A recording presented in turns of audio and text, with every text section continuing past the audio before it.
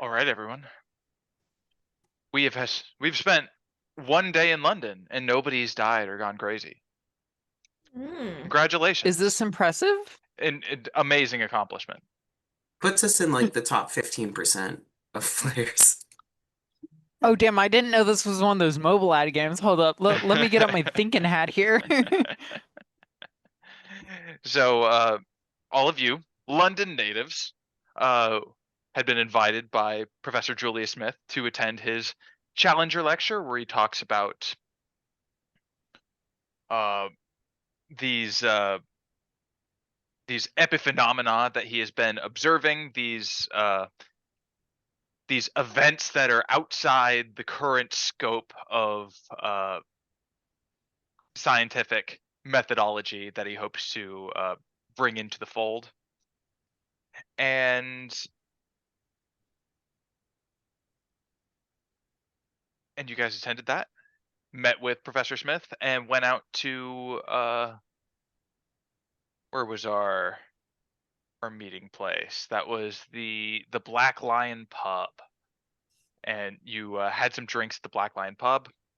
Got to commiserate as fellow associates of this beloved professor, and you all went to your own individual dwellings where you had some upsetting dreams.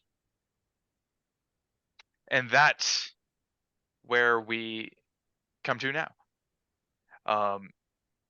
You all wake. It's Thursday, January 4th, 1923. It is a very foggy day, as London is quite famous for their fog, especially in this time. Wouldn't that be smoggy? Yes, it is. I don't know if they use the term smog at this time, but yes, it is smog, because as you walk outside, the fog, it's not like a light gray. It can come in the form of many different colors. It can be brown, it could be like green, and on this day it's more of a greenish fog, like a pea soup fog. But Fun. it's a new day. I cannot wait to step outside and just breathe this in real hard. Yes, it's if it's tough for you to breathe, pull out some of your prescription cigarettes and take a puff on that. It's good for the lungs.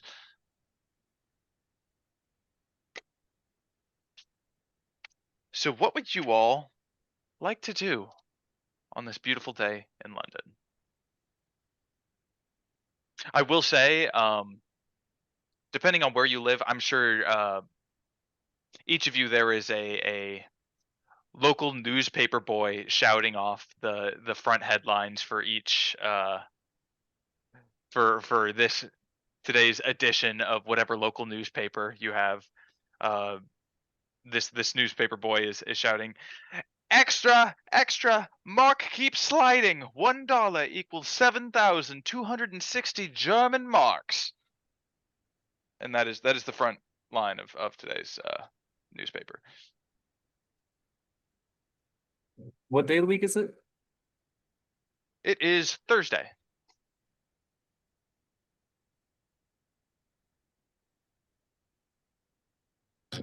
Off to one of the universities, then I suppose. Heading off to the university. I will say that class is out this week. In Okay. yeah, in celebration of the new year, it's a holiday break right now. But I mean, you're more than welcome to visit your classroom there. I'm sure you have an office if you would uh, like to visit. But yeah, you can absolutely head down to the University of London. Okay, if school's out, then I might not be doing that. Hold on. Let me reconnoiter my notes here.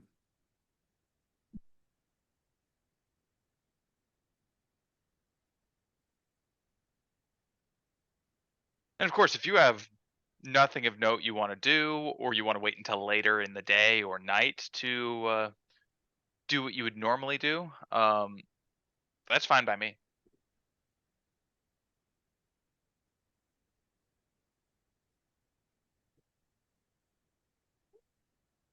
Could just hang out around the house.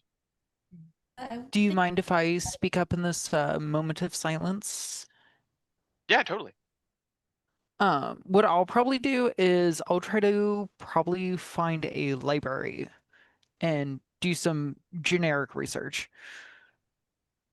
Absolutely. There is the British Museum and Library here.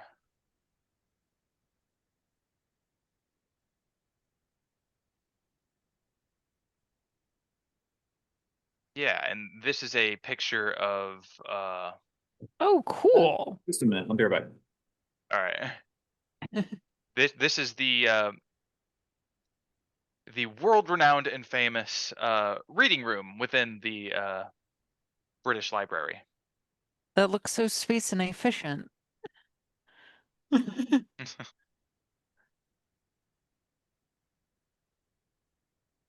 yeah, I was hoping to do some reading on the automotive industry, that is, around this time. Automotive industry.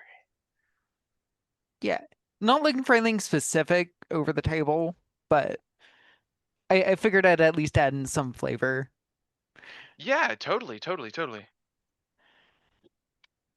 Um, okay, well, I do a quick look up of the automotive industry in in 1920s London. Go ahead and make me a library use roll. All right, let's see if I remember how to do this. Let's see. There's my page. Oh, that. I just wanted to extend the window. You said library use? Yeah. Not super great at this, but hey, Okay, we got a success there.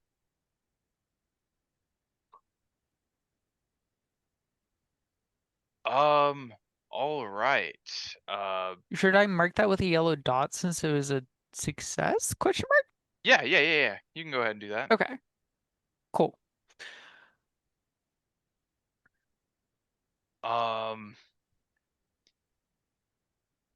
Yeah, you know that in the last decade, a notable American car manufacturer, Henry Ford, has built a factory in Manchester and has started competing with the other UK car makers. Interesting. Yeah. In 1922, there were 183 motor companies in the UK. That many? Holy shit. I had no idea. Learn something new Honestly, every neither did day. I. I swear we're gonna learn more about history from this than I ever did in college.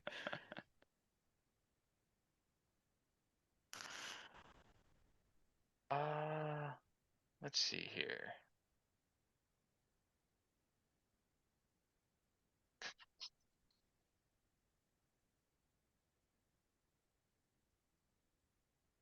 And who's the most notable car manufacturer right now? Who's the head honcho? I want to say Fiat, but that's because I'm biased. I'm pretty sure they are Italian. Yeah, not UK. I would say right now the big up and comer in the automotive industry that's really turning heads is Bentley Motors. They have just recently started up and they don't make vehicles per se, but they are make very good engines for the time. Hell yeah. No way, Aston Martin was a thing? 1913. That's so cool. I Yeah, it's a booming time for this new industry that's starting up, and there are lots of companies competing for spots in the market. And some companies are a little more cutthroat than others.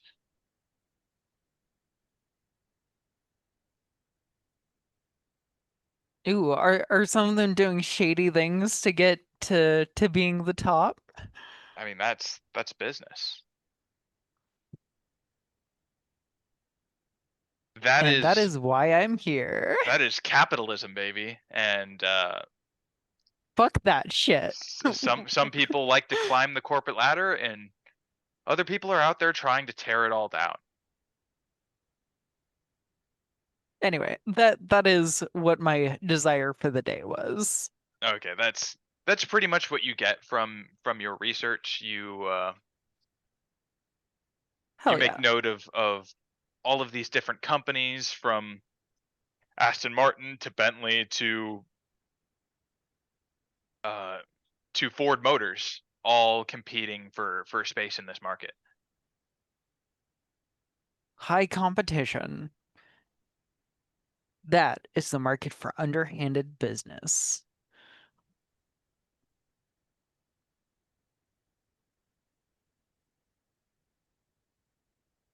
Okay, is there anything anybody else would like to do? Last time, Gilligan became aware of a club or a group on Thursdays that meets to discuss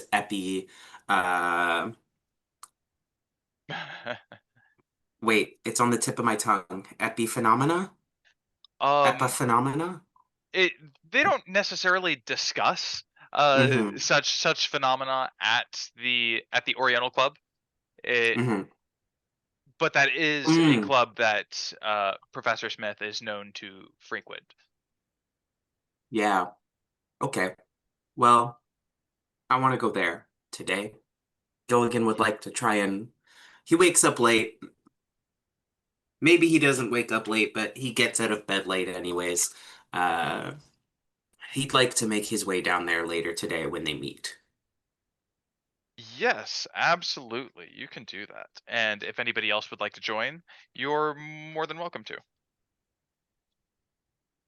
If not, you can totally make it to the Oriental Club.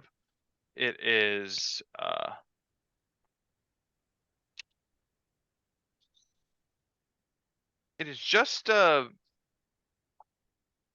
just like somebody's house, basically. Somebody hosts this club uh once a week, and or not once a week, but like fairly frequently. Hmm.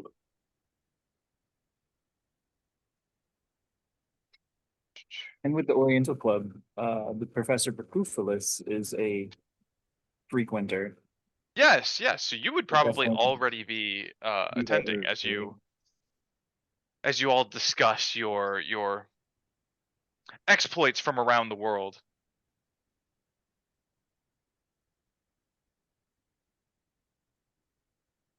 Um, yeah, you can arrive at this establishment, and you knock on the door, and a short balding man enters the door. Says, yes, hello. Hi, how are you? Good, good. Can I help you? Yeah, name's Gilligan. Gilligan Whizberry. I heard about this club the other day when I was at a lecture held by Professor Smith, and it came with a lofty recommendation, and I just thought I had to come and see it for myself. Are you folks open to taking potentially new members, or even giving a newcomer perhaps a quick show around? Hmm, new members. Are you particularly well traveled, specifically in the Orient and around such areas? I intend to be, but I can't say I am yet.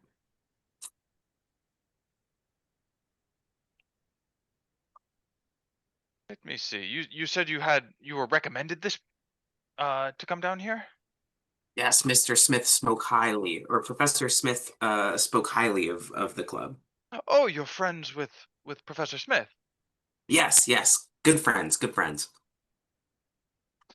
All right, I'll invite you in this time, but to become a member, most people are usually well traveled and even lived in either Asia Hmm. or Egypt or even South Africa or Meritus. That's a good chap. Thanks for letting me in. I pat him on the shoulder and attempt to enter. Yes, and yeah, you can enter. Uh, the club is on 18 Hanover Square. There are no windows above the first floor. Once inside, it's decorated with portraits uh, of those famous in the East, such as Clive of India. Uh, its symbol is that of the Indian elephant. And as you walk into a pretty respectable private library. Hmm. Um, and there are several men sitting around this. It's like a collection of recliners and love seats, all smoking pipes of strange, pungent tobacco. Hmm. And you recognize three of these men. One of them being Professor Perkuffulous, and the other two being Professor Smith and his loyal manservant James Beddoes. Oh, well, here's a crowd I can get along with. Professor Perkuffulous, Professor Smith, Mr. Bellows. Mr. Whizberry, glad to see you make it here. Um, such an honor it is for you to come visit where me and some of my local well-traveled friends meet every so often. It's a pleasure to be here. I've been looking forward to it. Yes, yes, yes. Are you come to learn more of the Orient and uh and the histories there within? Of course, my time in Europe during the war has piqued an interest in travel. There's so much of the world left to see. Very nice, very nice, very nice. Um, well, myself, I have been all over. I've lived in Egypt. I've spent some time in Turkey. Uh, I've even been as far as Indonesia.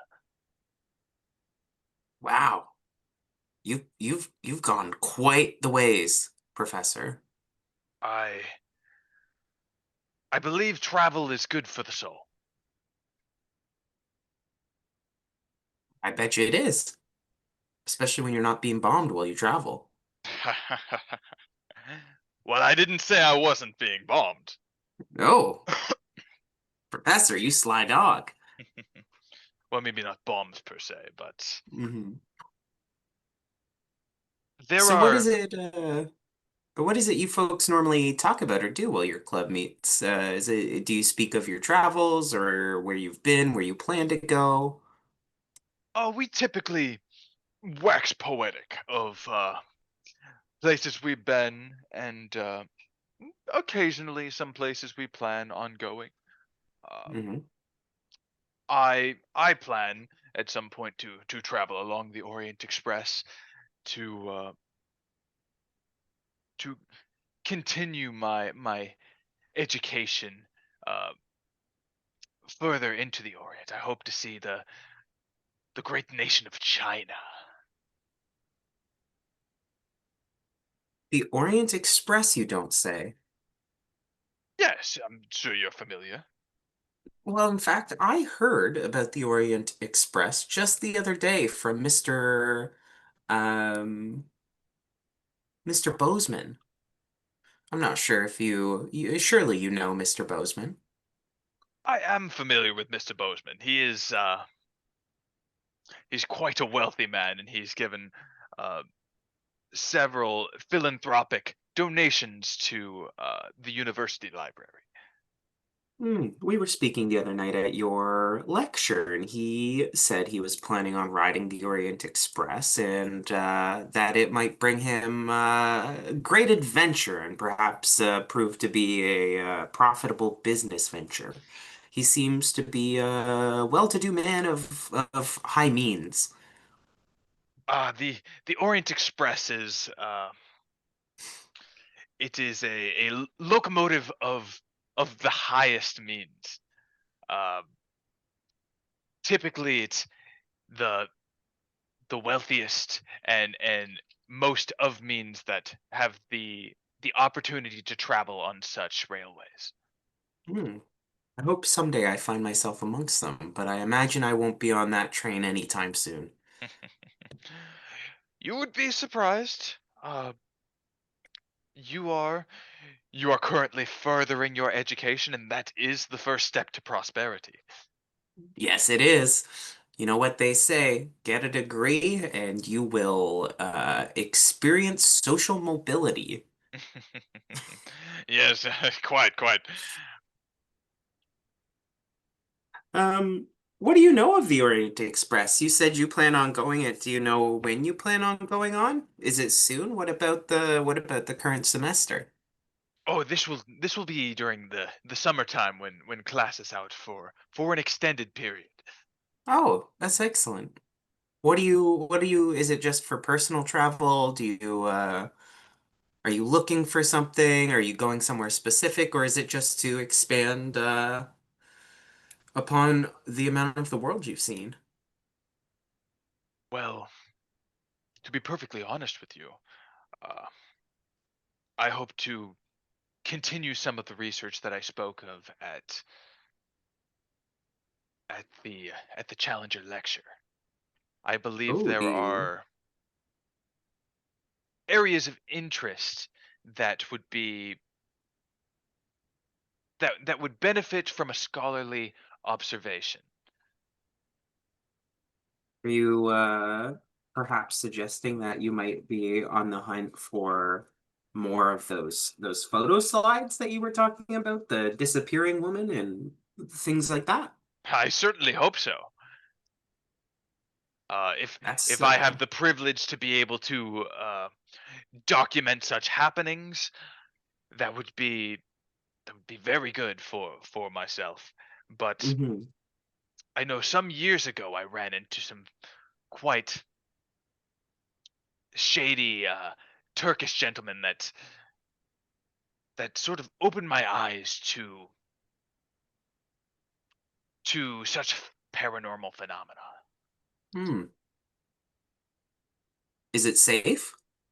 The Orient Express? Oh, the Orient Express itself? It Or just a is journey? it is quite safe. What is dangerous is when you get off at one of its many stops. Once you are in a foreign nation, you are at the whims of the populace of such nations. So Hmm. be mindful of yourself when you're vacationing abroad. But on the Orient Express itself, you are quite safe. I appreciate the advice, Professor. I'll keep that in mind.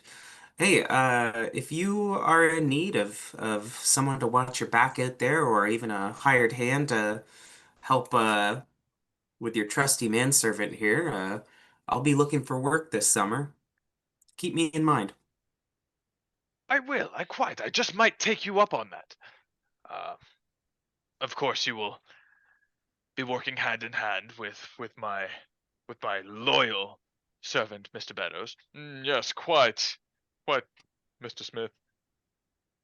But yes, I will. I can foresee needing a brawny young man to assist me. It's always nice to have a strong arm with you when you're traveling in unfamiliar terrain, we'll say. Quite, but that's also one of the benefits of traveling. The more you travel, the less unfamiliar terrain you come across. I suppose that's one way to look at it. But please don't let me dominate your time. What were you folks talking about before I arrived? Well, honestly, it has nothing to do with the Orient. I was just speaking with some of my colleagues here about uh, some of the things that I have been researching that you all heard at the Challenger lecture. Apologies to Mr. Perkuffulous, you had to get our lecture twice in 2 nights. But Just consider me an avid fan. but I am keen that there are things just beyond our perception, and we have uh not even like beyond, just measured in ways we don't know how uh to numerate. For instance, do you ever feel Like a like you're being plastic bag watched? Like, I all mean, the time. in the sense that when someone is watching you, you can feel it, right? It's a strange phenomenon. Science cannot explain it, and yet you know it.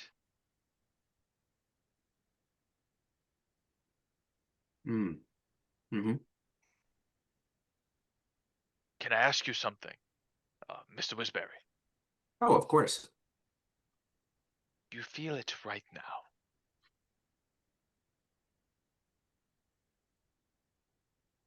Well, you should because I'm looking right at you.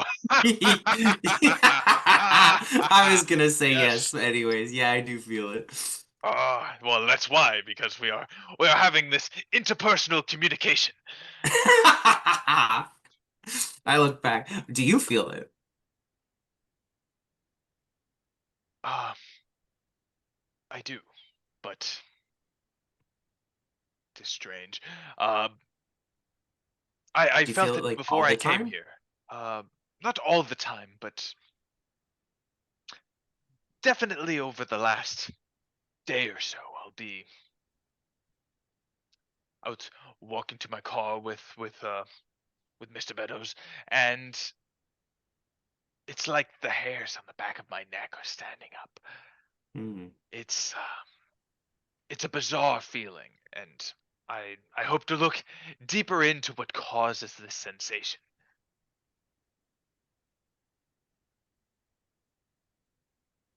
Perhaps we can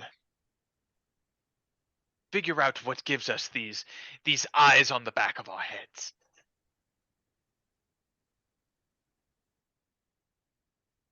Or maybe it's just an unrelated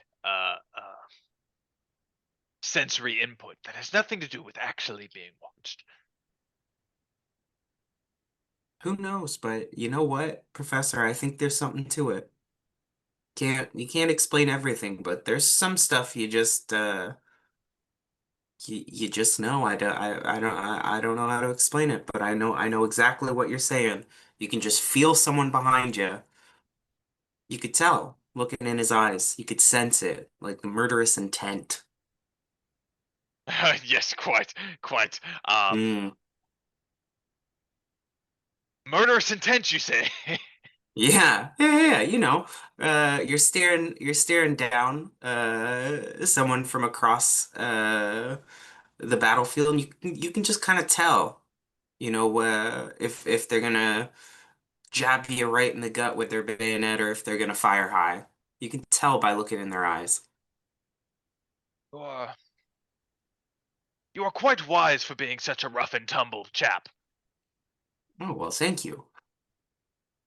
I I am most certain that this wisdom will benefit you in many ways as you continue the great adventure of life. I sure hope so. Um, I don't think I have any other questions for you or your club, Mr. Smith, but or Professor Smith, but I really appreciate you letting me have some of your time here. Oh, it's always a gift to have a friend and such a good student such as yourself to come and allow me to yap on on on your vacation time. Of course, and I'm particularly interested in your work on these phenomena, and I look forward to hearing more about it. I take that with a great sense of pride. That is what drives me to continue.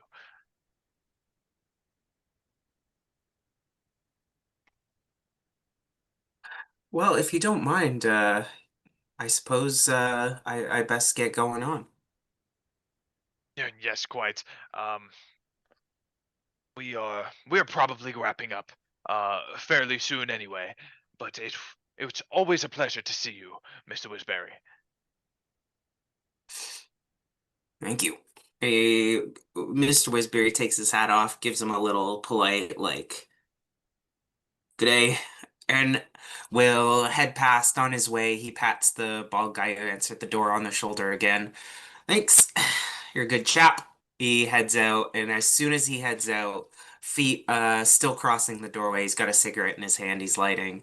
Um, and he will walk back home the long way, I suppose. And when he does get home, he is going to get back to his kind of like small bachelor apartment, and he's going to dig through his personal belongings, um, and find his pistol, and just take it apart, clean it, load it, and just tuck it in a small holster he has that kind of fits like on the inside of his jacket. And he just thinks a little bit about feeling watched. It gave him the heebie-jeebies. He doesn't like it. Having his pistol brings him a sense of control, I suppose. That is totally fair. Beautiful. Is there anything anybody else would like to do today?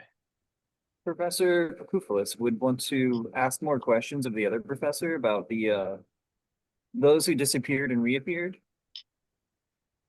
Yes, yes, quite. Um, what would you like to know about these individuals?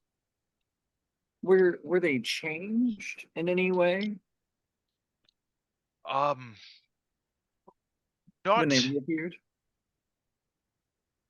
in ways. Um, they they uh they were not completely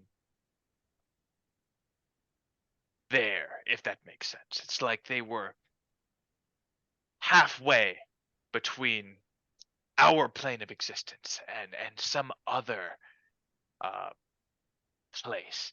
They were they were only half rendered in our reality. And that was their minds or their bodies as well. I know not of their minds. It's simply an optical phenomenon. We were not able to interact with these specters, but we do know Okay, that they're. so they were only observed. Would they couldn't speak? I was not able to commune with such aberrations. Okay, okay. Thank you for the information. Absolutely, absolutely.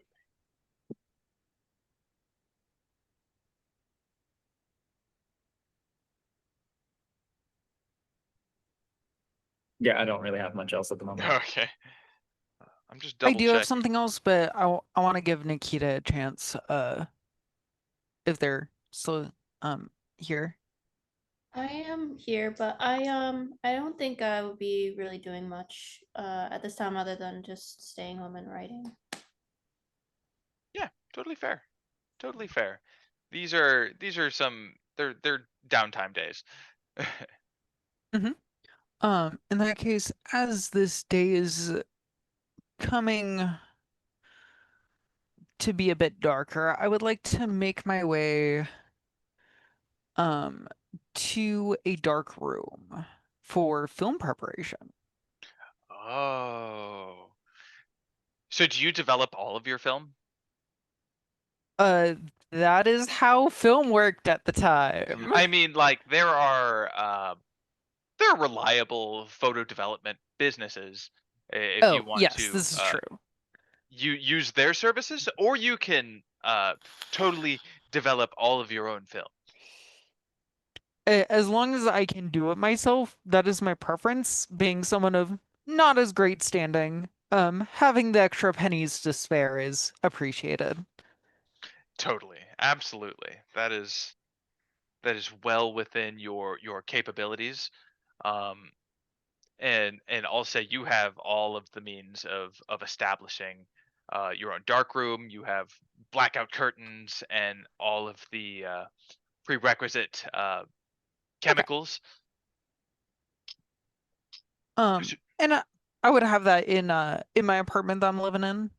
Yeah, yeah. Okay. In that case, I would like to develop uh the photos I took of the protective amulet. Yeah. You can totally do that. Is it just those photos? Do you have other photos you want to develop Those at this are time? currently the only ones I have. Okay. Yeah, totally fine. Give me a film development role. All right. I'll say, okay, yeah, hard success. They are immaculate. You have these crystal clear pictures of this,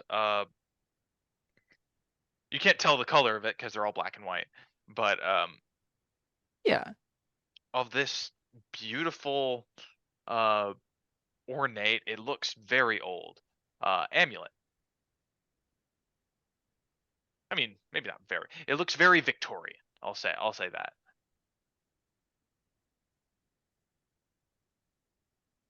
Uh, awesome. I'm just gonna pocket those for the time being. Um, I will and I say would like, with a hard success, the film development is so good. Like there are no shadows. It is a crystal clear image, and the longer you look at it, it kind of makes your stomach churn a little bit. Like you don't know why, but it's it makes you a little uneasy. okay.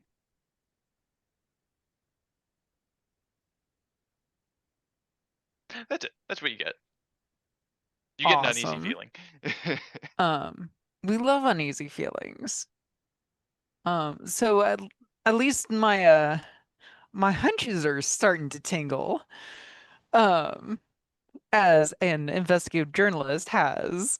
Uh, I would like to take a close look at the three photos of film proof that I was given the other day as well. Yeah. You can. These are the film proofs that Professor Smith loaned you. This is correct, yes. Yeah. You can totally look at those. They are the very same that were projected at the Challenger lecture, and they depict. Let's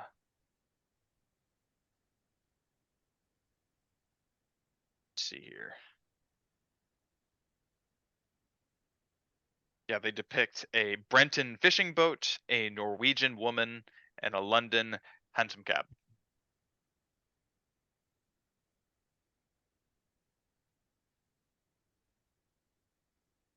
Is there Uh, anything that seems unusual about these, or does this just look like normal photos of places? I mean, they look unusual. They are semi-transparent, and they do not uh, coalesce from one point. Uh, they appear to slowly emerge from they emerge whole from like invisible planes as if passing through uh like curtains of perception, almost like are you familiar with like god rays when the sun shines Yeah. through the clouds? It's kind of like that. They like appear in these rays, uh never fully there, but they it appears that something is there. So these photographs are as you were like walking past it. Okay. Um, would would this or sorry, that's the wrong phrase. This would remind me similar to um double exposure, correct? Yeah, I would say that. It's similar to that. Okay. Yeah, that's what I'm gonna write it off as is double exposure. Someone took two photos. I mean, it is more than two. These are several photos each. Sorry, someone took two photos over top of each other, double exposing, and that's what I'm gonna write this weirdness off as. Okay, that's a fair conclusion. Yeah. In that case, I will call it a night after that because it's probably getting pretty late at this point. Beautiful. And you all find yourself to sleep. Maybe you have restful sleep from the night's previous night terrors. Perhaps um, some of your actions and lived experiences prevent you from having that. That's up to you. If you think you are plagued by recurring nightmares, but tonight it's nothing of note happens until the morning. Okay. And in the morning, also nothing of note happens. It is it is getting quite cold now. As it is still winter, the temperature has dropped pretty sharply. But it is Friday in London. And if there's anything anybody wants to do, this is another free day you can go about your business in London. But if you've done everything you want to do in this free time, we can skip to the good part.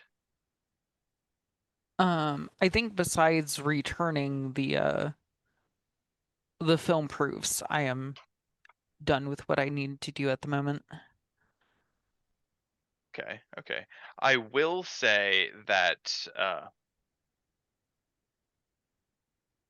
in the morning, each morning there is a news child, as child labor is a booming business right now, shouting the headlines of the local newspaper, and this one says National Unemployed Workers Committee movement stages another demonstration in Hyde Park today. I wanna get like three of those. Copies of the newspaper. Yeah. Yeah, totally.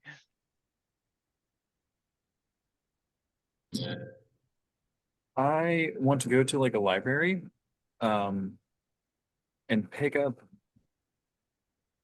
I don't know, like an almanac of like the constellations, An almanac of constellations. something. Yeah, Hmm. I don't. I have Very to- interesting. Give me a library use roll. Okay. Failing doesn't necessarily mean you don't find it. It just takes longer than it otherwise would.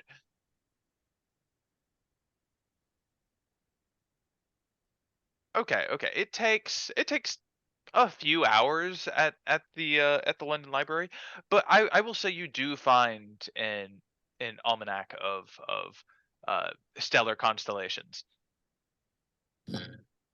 Okay, cool. Thank you.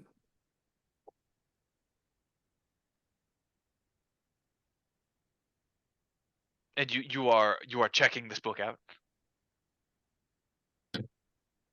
or Am are I, you just reading it at the library? I want to take it with me, and that's why I was curious. Are we at the public library? Are we at one of the school libraries? I believe the school uses the British Museum and Library. They're right down the road from each other. Okay, yeah, no, I'll definitely be checking this out. Absolutely. And as a professor, you have the means. You are a trusted member of faculty, so they have no problem issuing this tome to you. Excellent.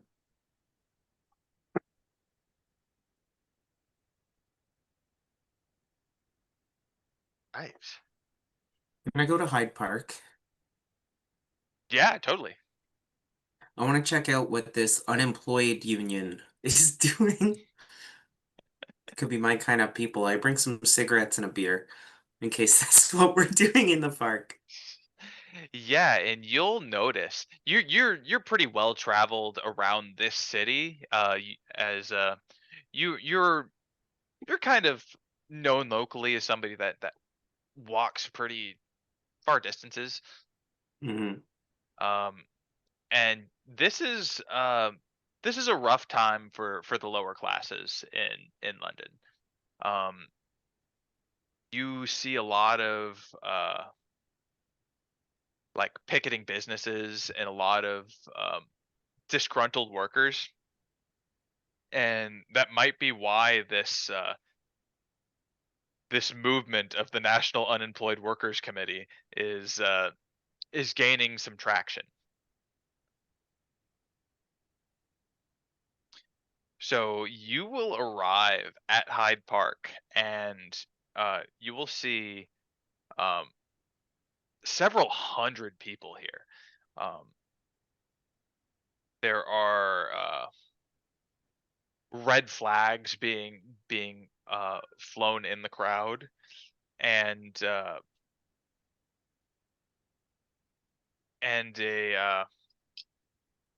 you'll hear these songs being sung by certain people within the crowd. It is the Sinn Féin soldier song.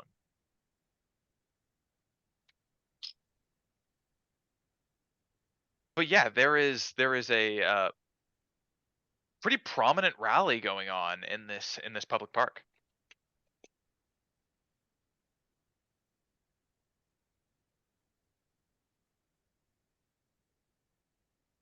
Right, and if you give me just a moment.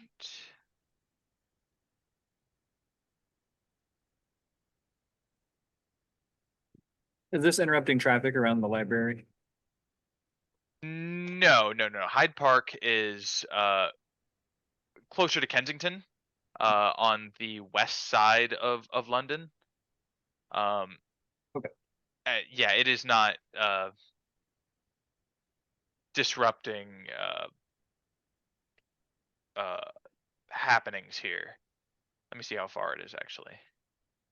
So I did make the map to scale. It's about Oh, like nice. 2.5 miles.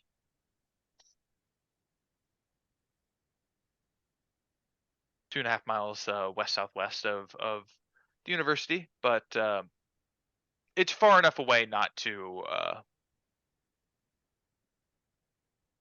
hinder the happenings there.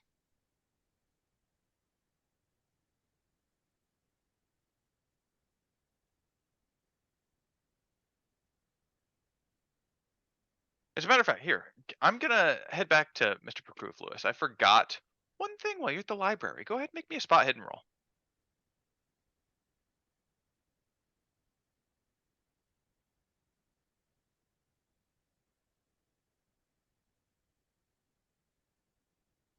A success. Um, it is quite crowded here. Um, but you don't see anything out of the ordinary. Perhaps a higher degree of success might have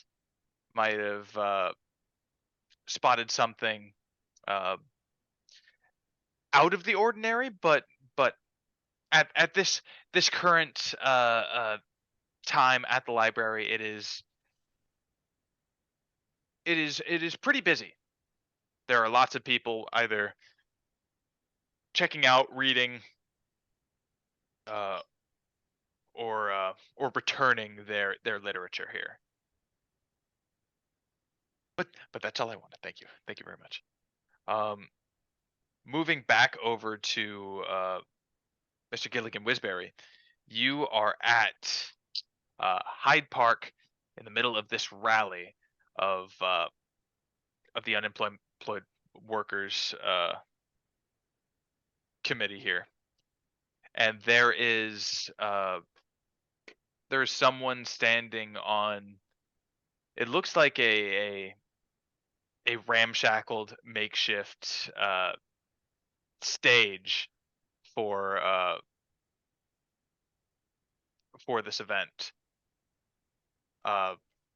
She has long red hair and a pronounced Irish accent. And I'm gonna be Irish. All right.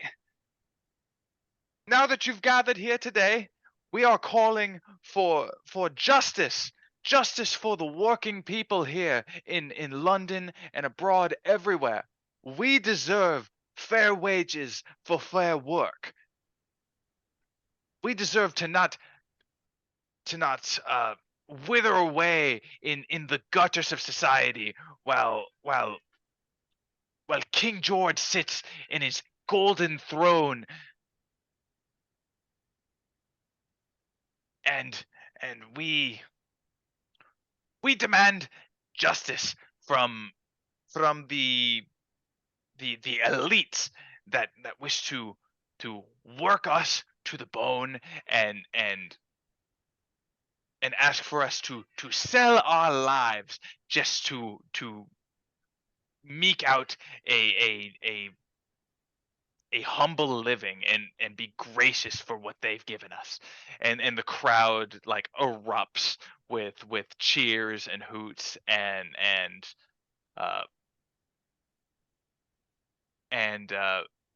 there's a pretty big sense of civil unrest going on here.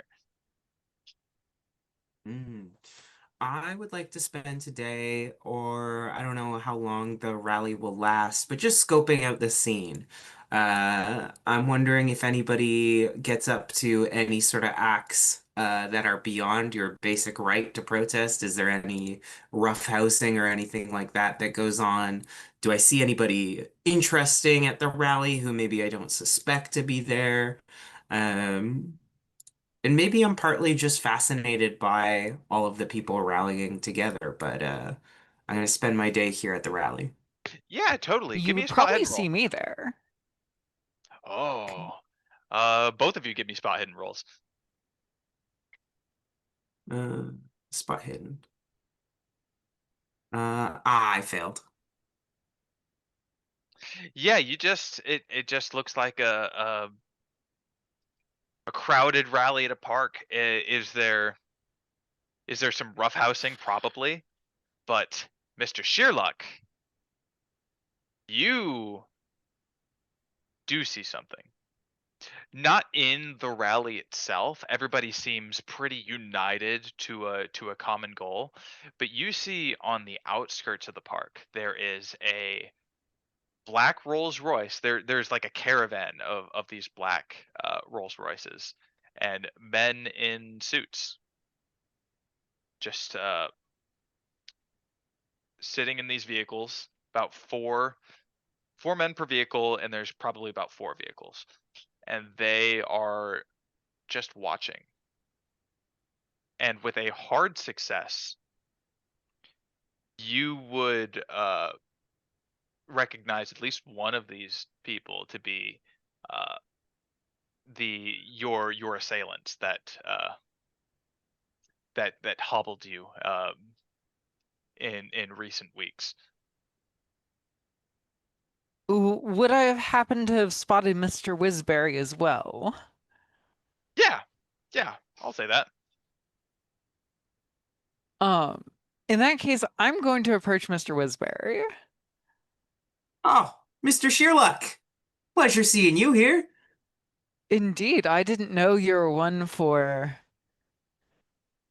acquiring the cause for the common people.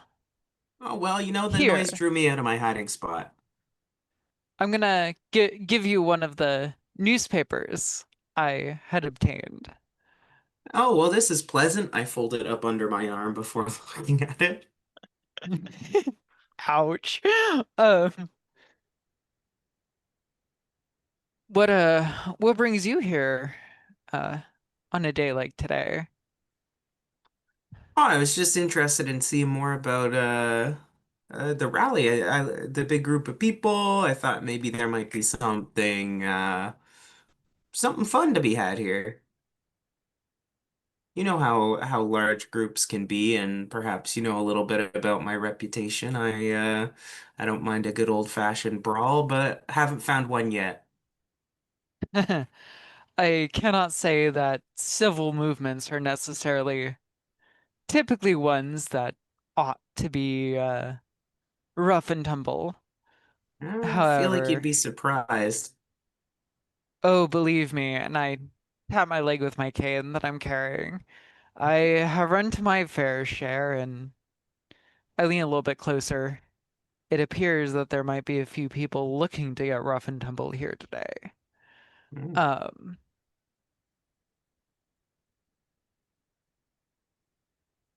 if you would like, I could show you the way. Are you saying you're gonna go pick a fight and you're asking for my help?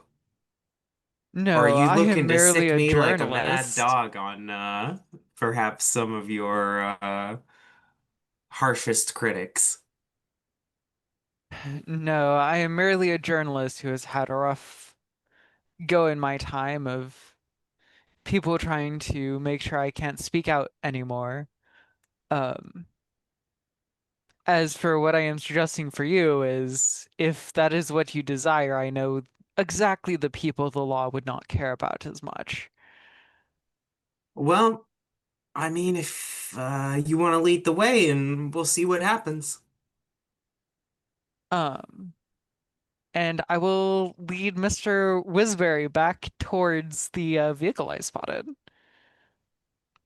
You're going toward the cars. Yeah, with Oh, with Mr. Whizberry in tow. yeah, totally. And they are you trying to sneak up on them, or you're just walking straight up to them? I'll wave him down. There's a large audience here today. I'm not as afraid of people trying to make a ruckus. That's fair. You wave them down and start approaching, and they start up their vehicles and they leave. They drive off. Ah, thank you much, Mr. Whizberry. You do not realize how much of an aid your presence has been. I really don't, but I'm glad I could be of help. Here, you seem to be the kind to have a fun evening. How about I take you out tonight as a thank you to what you have done? Well, I can't say no to a good time. I'd be delighted. Um, and I will continue to make plans for drinking that night with Mr. Whizberry um, until later the day. Absolutely. I'll say the rally at the park. It doesn't last more than like 2 hours. Uh, and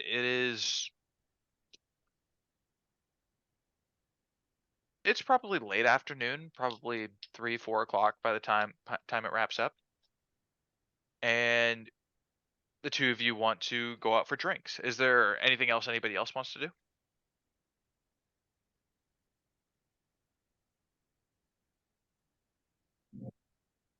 I think they'll Eh. also hang out at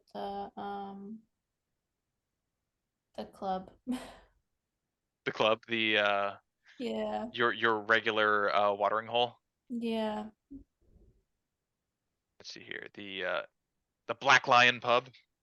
Yep, that's the one. Yeah, yeah, totally. You head down to the Black Lion pub. About what time do you think you're heading down there? Uh, probably not till like at least like maybe 9. Okay. Okay. And what time are Mr. Whizberry and Mr. Sheerluck going out for drinks? Oh, we'd probably start out early, like 8. Okay. And which pub? Are you going to the Black Lion, or are you going Um, to Mr. Whizberry's stomping grounds, The Pig the and Butcher. the Pig and Butcher? Yeah. uh, Mr. Whizberry, it was just the Black Lion. It is fairly sophisticated and is sure to have the drinks to even quell one such as yourself. Be my pleasure. Lead the way. I'm not too picky. In that case, we would be going to the Black Lion. Fantastic. How about Mr. Perkuffulous? Is there anything you would like to do on this beautiful day? If I don't already have one, can I acquire a telescope? A telescope. Mhm. Oh, like Oh God. at a local store? Uh, I don't think a local store would have one at this point in time. It would be slightly more niche. Like, what sort of telescope, if you don't mind me asking? Just over the table curiosity. I'm imagining like the Hubble. Hold up pictures. No, honestly, it would look like one that a pirate would keep in their pocket, It's like a or spyglass. but yeah, on a tripod. Oh, Yeah. okay. Yeah. All right. Yeah. I see. So like just functional enough, but also like limited. Right. But that's what it is at the time. You find it's not hard to find. You're a man of both means and knowledge. So you know where to get a telescope, probably from the university.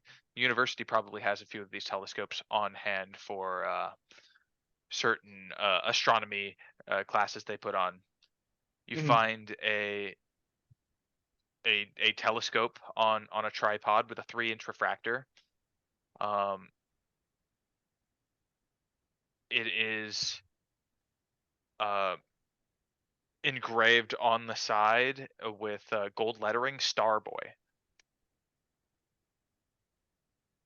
Okay. Is this one I get to take with me? I want to put it at my house. Put it at your house. Okay, you're borrowing this from the school.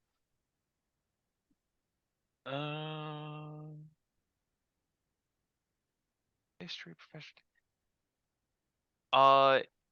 Yeah. Let's say there is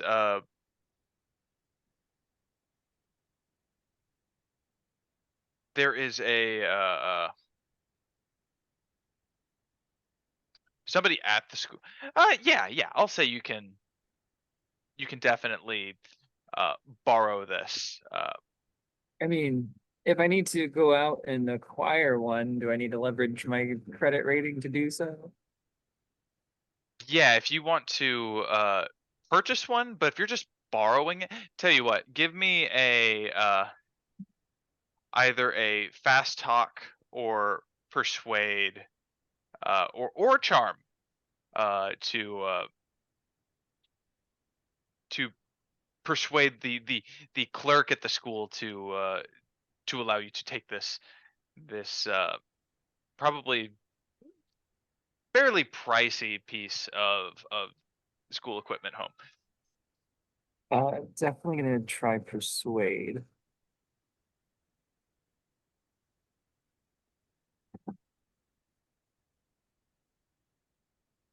Maybe. There it goes.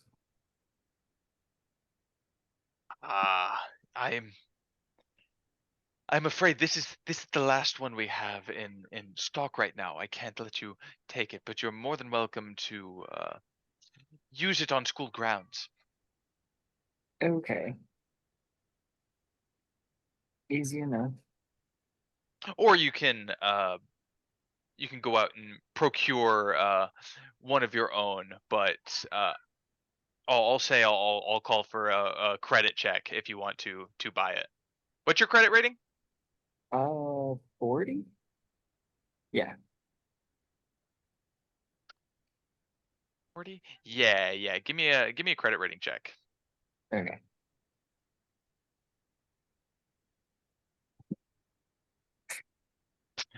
Damn.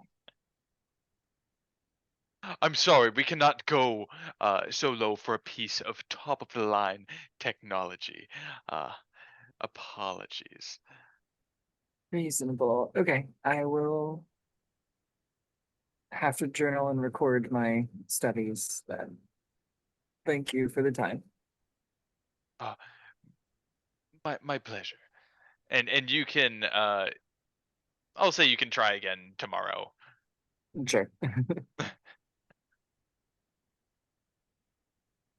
Okay, is that all you would like to do? For me at the moment, yes. Okay, then let's move on over to the Black Lion pub where I believe Mr. Whizberry and Mr. Sheerluck are starting their night of drinking and debauchery, as most uh, college folks are known to do.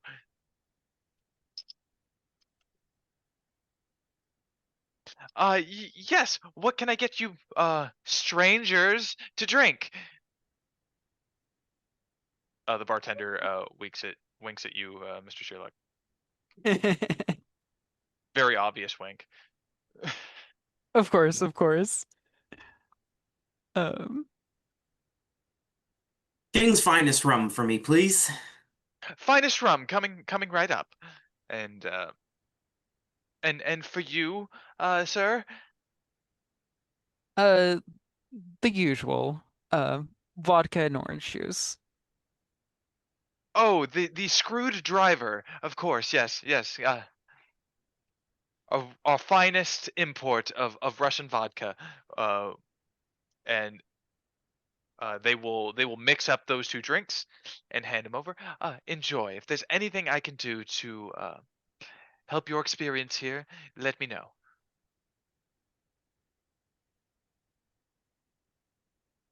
So, Mr. Sheerluck, what's the deal? What's the deal with the waiter? They got a twitch in the eye or what? He's someone I have known for quite some time. I have put in much into my drinking here, and he doesn't necessarily like to expose that I am a regular when it comes to my job. And what job might that be? I am working on investigating the automotive industry currently. Um, Oh, Eventually, I am hoping to help everyone understand more about what the upper class is doing and anything else they may not know about. You see, I believe um you might call it a journalist for the people. Oh, does that mean you're some sort of police officer, or what does that mean? A Oh, journalist for the people? police. Those are for the wealthy. No, I am simply here to spread information and let people know what foul mistreatment can happen when corruption arises. You see, um, while I was investigating the automotive industry, the men in the car at the rally today, they were Mhm. the ones who crippled my leg. Oh, that's it's rather unfortunate. There's stuff they're not telling us, stuff we don't know yet, that they don't want us to know. And I'm here to obtain the truth about not only the automotive industry, but the world as a whole in a time which people are so unfortunate as to be caught up in trying to survive every day. They can't chase information anymore. I want to be there to chase the information for them. All right, well, that's a noble cause. Someone's got to step up for their community. I can appreciate that. It might be a bit beyond me, but it sounds like you're doing good work. I do try. Although it sounds like there might be a new lead soon. Um, A new lead, I what's that? noticed that you also took some interest in the paranormal. Yeah, I couldn't I don't know how to explain it, but ever since Professor Smith's meeting, I've been thinking about these kind of things, these ghouls and these ghosties and the disappearing lady from somewhere. I forgot where. Should have asked Professor Smith when I saw him the other day at the Orient Club. Uh, it gives me the heebie-jeebies just thinking about it. But something about it seems I'm drawn to it, I suppose I would say. Quite so. It's something other people have yet to uncover. It definitely piques my curiosity, but I wouldn't know.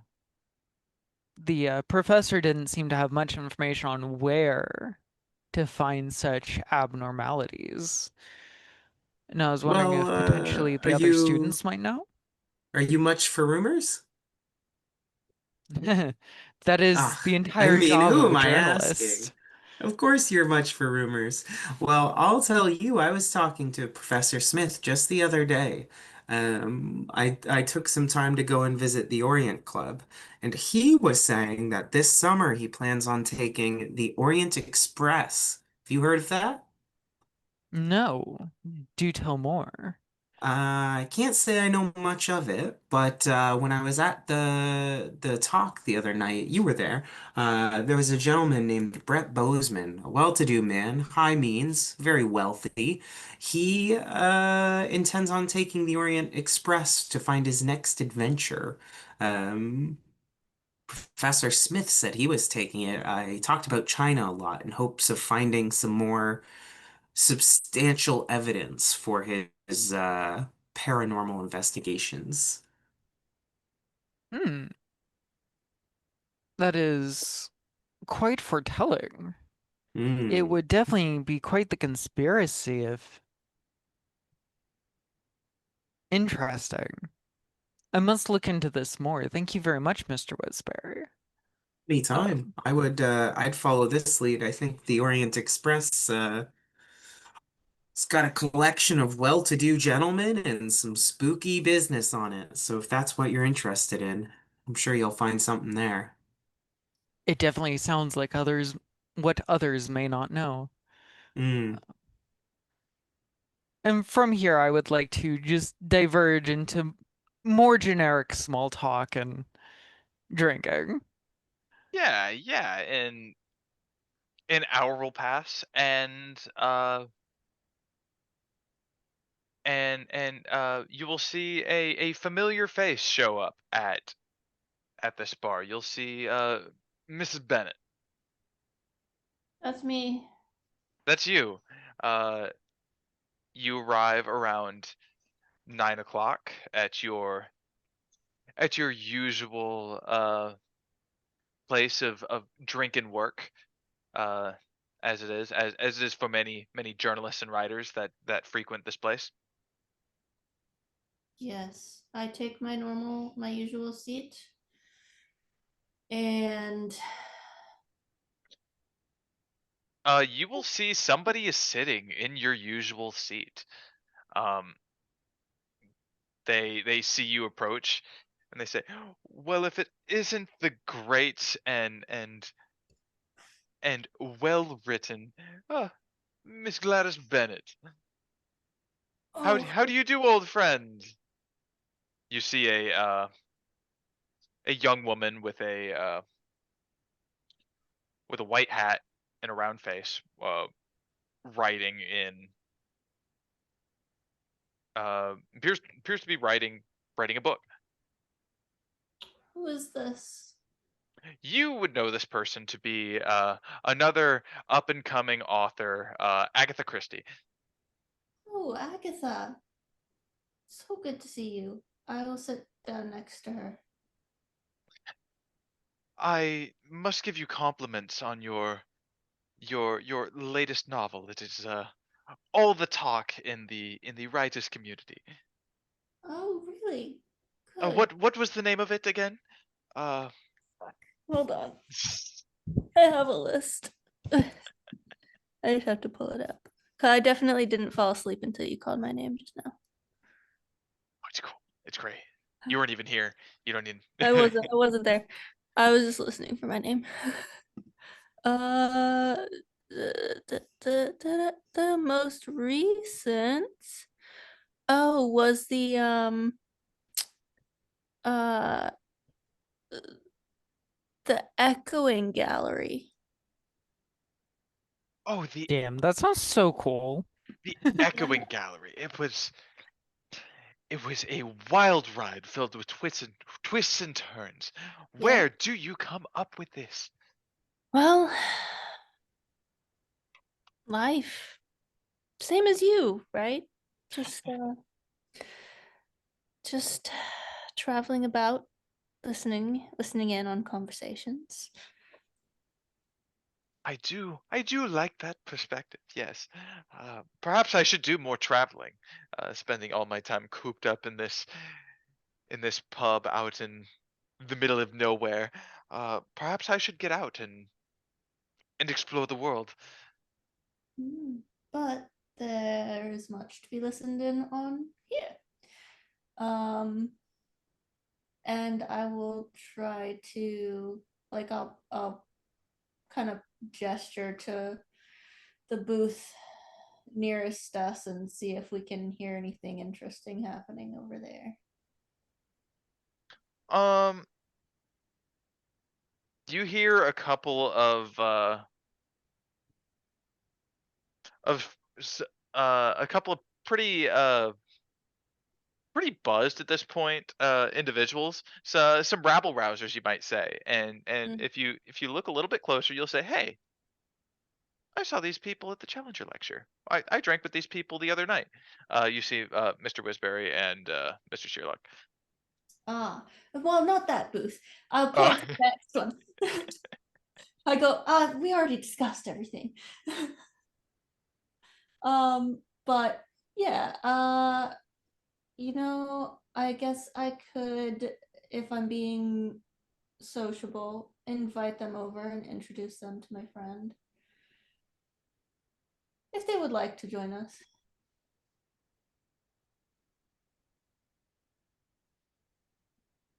To us? Yeah. Oh, well, Mr. Sheerluck, it'd be rude to turn down an invitation. Let's go. Oh, I surely. will This pick up brawny young man my is your friend? glass. Miss Bennett, I don't believe we've met. The name's Gilligan, Gilligan Whizberry. I turn to the other individual at the table. Agatha. Agatha, it's a pleasure to meet you, Agatha. Don't mind Yes. if I do. I slide right into the booth. So tell me, what do you do for a living? Oh, I'm a student right now. I can't say I've worked much since the war, to be honest with you. A soldier, then. I bet you have quite the story to tell. Oh, I could go on and on. Will do. Oh dear. Um, We have nothing but time and drink. Gilligan will spend some time recounting perhaps a more romanticized version of his time being deployed in France. And he will try and avoid any horror stories. Uh, yeah. I'll take it a step further and say you were there for the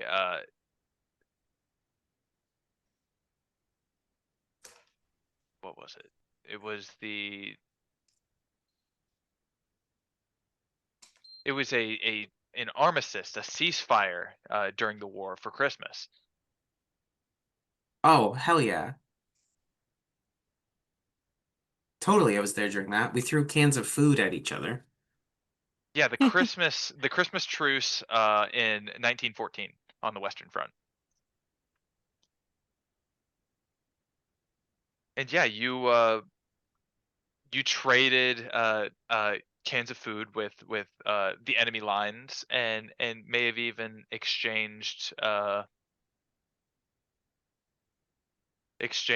songs and stories with men you were just trying to kill the day previous. And Agatha listens intently. So, wow, that is quite a remarkable tale. I knew of a ceasefire on Christmas, but I had no idea it was so peaceful during time of great war and suffering.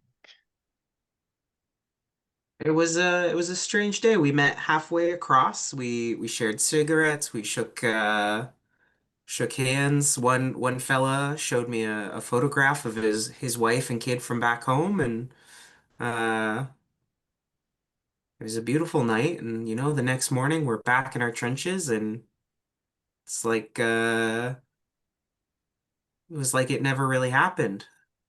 Strangest part, a week later, pretty sure I shot the guy who showed me that picture. Oh, good heavens! Are What are you gonna you do? okay with that? Am I okay with it? Good soldier follows orders. I suppose so. But by that metric, everyone out there was a good soldier. Most of them are. Tr Truly a sight of humanity overcoming the horrendousness that can be the leadership that causes us to fight and bicker. I suppose so, even if it's just for a day.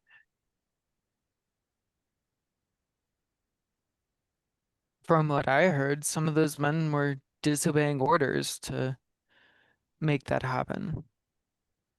Quite, especially after they had to make certain rules prohibiting such truces. So I've heard. If anyone would know, it would be Mr. Whizberry. He was there.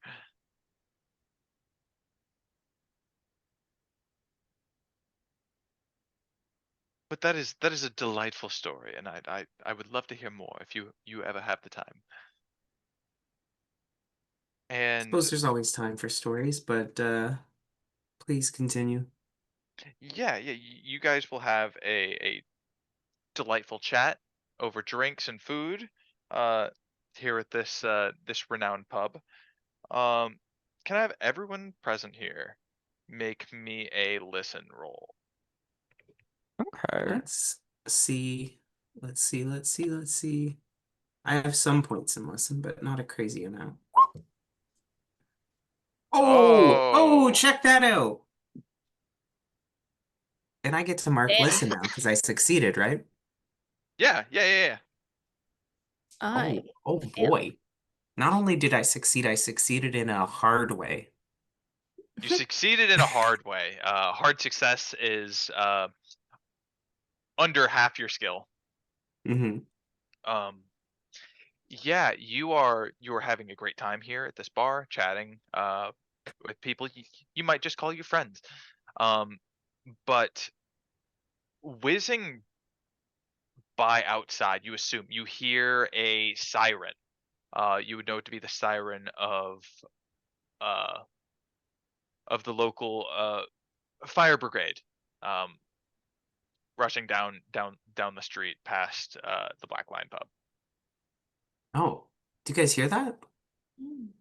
wonder Fire what. brigade. Can we look? I assume there's a window somewhere. Yeah, you can look out the window and you see this fire truck. They're newly uh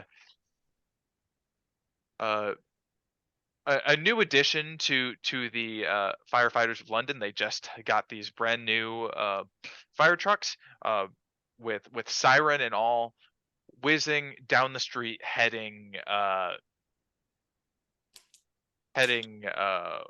southeast. I guess towards Regent's Park and Primrose Hill.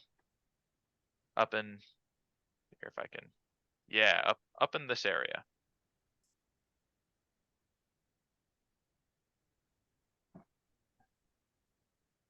Anyone else feeling nosy? There is no time to wait. Absolutely. We may be able to help yet. All right. Yeah. Let's go. Yeah, totally. You can go out there. I don't think any of you have a car, so you will have to hail a cab to try and pace this fire truck. Give me a luck roll. I'd say one at a time, based on whoever's trying to hail the cab first. I'll go ahead.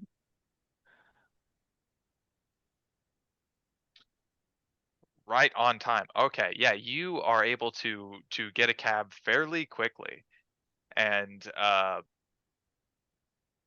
you were able to trail this fire truck. And it's easy to trail. You don't have to be like right behind it because the siren's blaring. It's pretty clear that when you're getting closer or further away. But Makes sense. you will track this truck for a few miles until you arrive at what appears to be a house fire. A large building in Hampstead is engulfed in flames, and there are multiple trucks here on the scene attempting to put it out.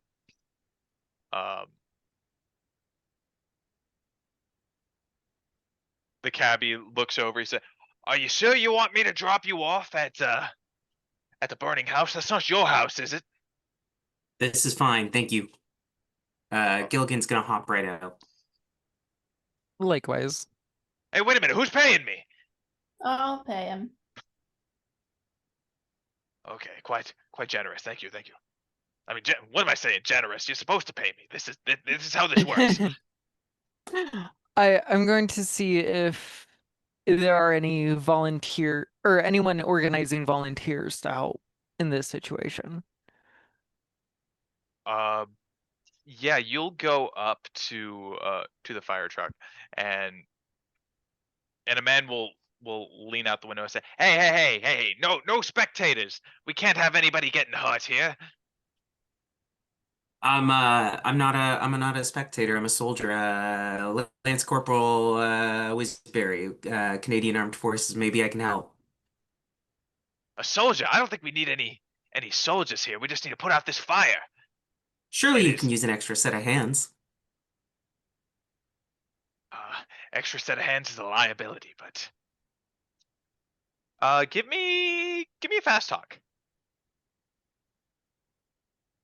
Da, da, da, da, da, da. Ah, bummer. Now I think we're pretty good up on hands. We just need you all to stay back and try not to complicate our job here. Sounds like we have done our part. I'll have all of you make me a knowledge roll. I need an extreme success. All right. Any knowledge roll of our choice? What's a knowledge roll? A knowledge is one of your characteristics. So not a stat, but one of your main like characteristics. Is that education or intelligence? Oh wait, hold on. Is that not intelligence?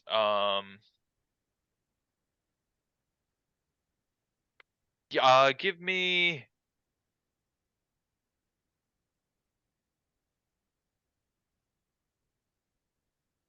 an education roll.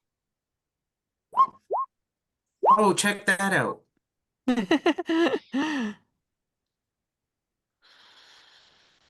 Um, Whoa. hey, Holy shit. Damn.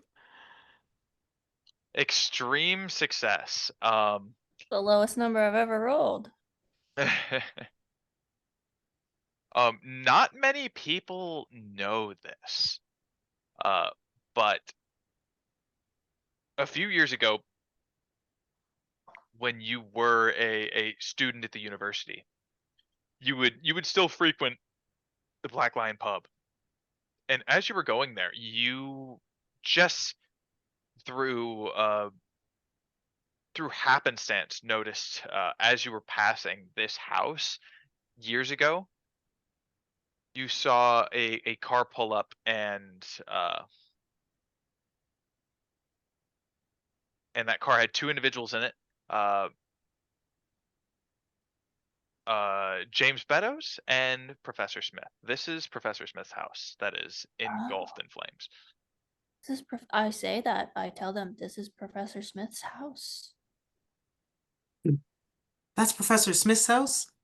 It is. I hope he's alright.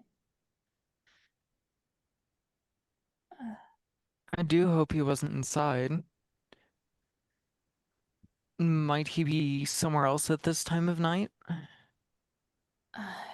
I'm not sure. I hope so. He was well, I don't know. Does it look like there's anyone around, or can you hear All any? you can see is the fire department trying to put this fire out, Right. and the fire appears to be winning. They don't have enough like water to put this inferno out. It just from looking at the situation, it looks like the house is just going to burn itself out.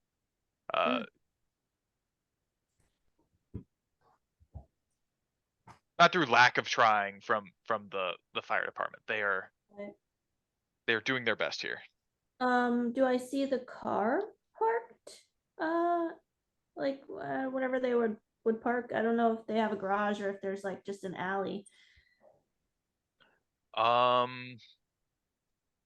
You are still off the property by a distance. Give me a spot hidden roll if you're looking for his car. Maybe that will tell us if he's home or not. Spotted in.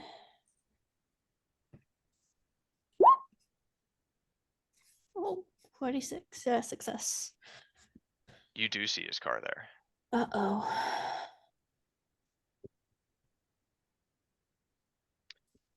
Yeah, the car that James Beddoe usually drives Professor Smith around in, it is parked in front of the driveway. It is, the tires have gone flat and started to melt into the pavement. The car itself isn't on fire, but it is close enough to the house that it is it is experiencing extreme heat. Oh boy. I'll point out the car too. They might be home. I don't know. Well, I suppose the best we can do is see if he's at class next.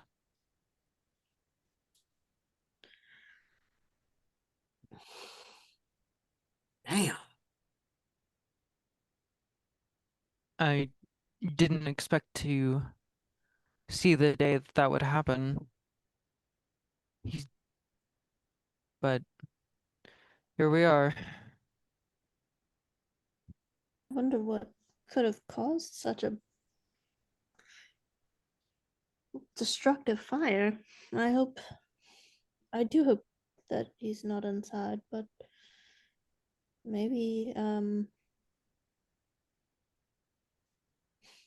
don't know. It's quite late.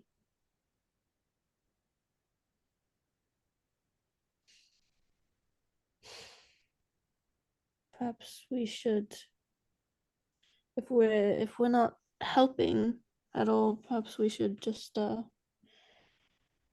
go. I do agree. All right, yeah, and if you don't want to investigate further against the wishes of the fire department, you can absolutely head back and cross your fingers and hope that Professor Smith and Mr. Beddoes made it out safe. It is hard to think this anything other than an accident, as Professor Smith was uh, well known of being a jolly and sociable individual. It's hard to imagine that this man had enemies that would wish this upon him. Hmm. Yeah, you all can. I'd like to try and sneakily walk around back of the house.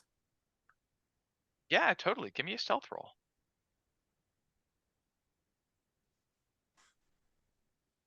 Is it stealth or sneak? Maybe. I think It is stealth, it's and stealth. Okay. I have Hard gotten a hard success. success. Are you the only one sneaking? Who is Mr. Uh, Whiz?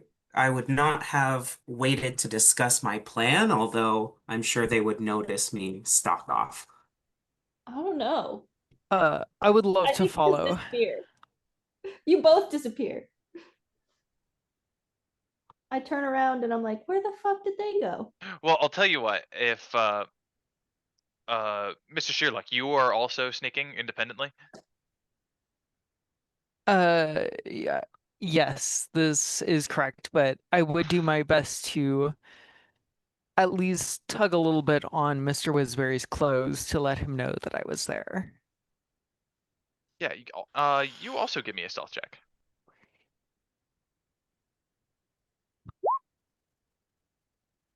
Two successes. All right. And I guess uh Gladys, go give me a spot hidden. Give me an opposed Okay. spot hidden to see if you're able to notice your compatriot sneaking off. Even if I do, I'll still say, where's Whizberry? Because it's fun. And also, so I don't call, I don't know, attention to the fact that they're missing.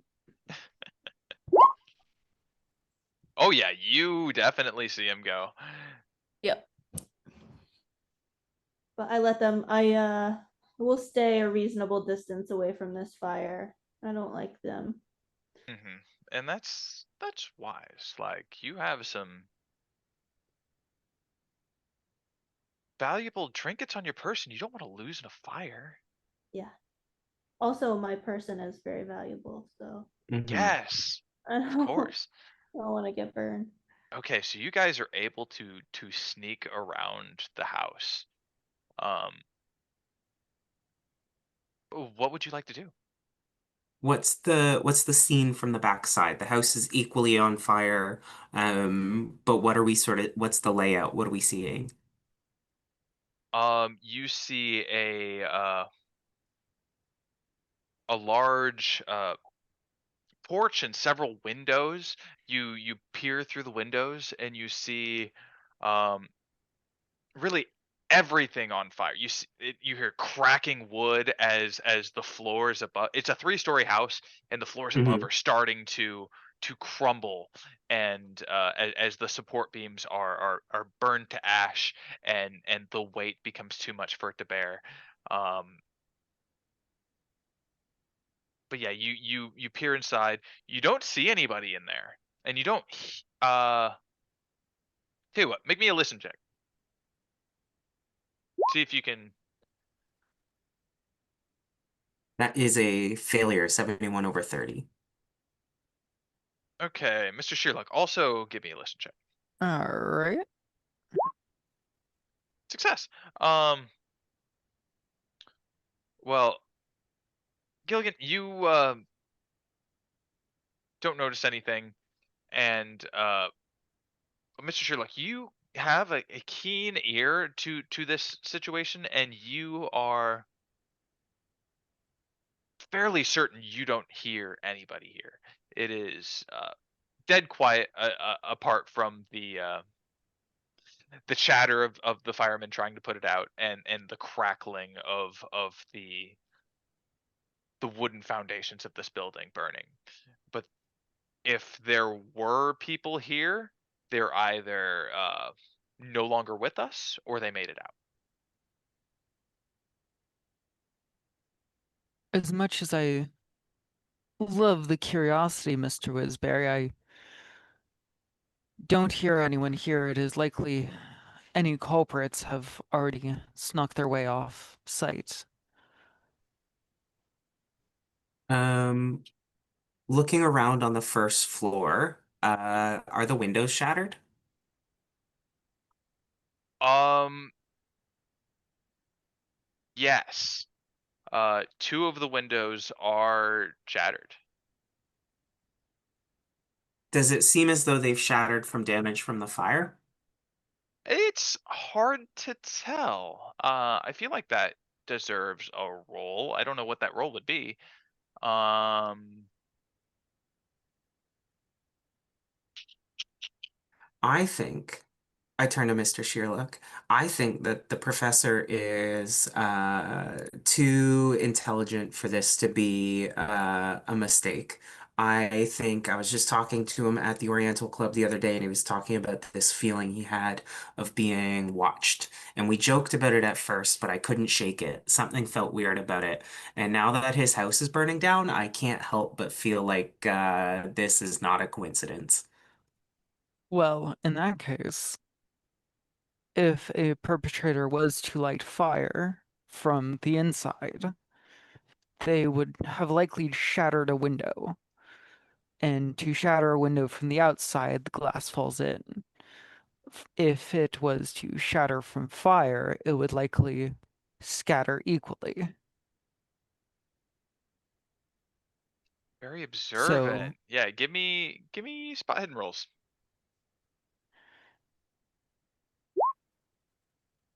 Success.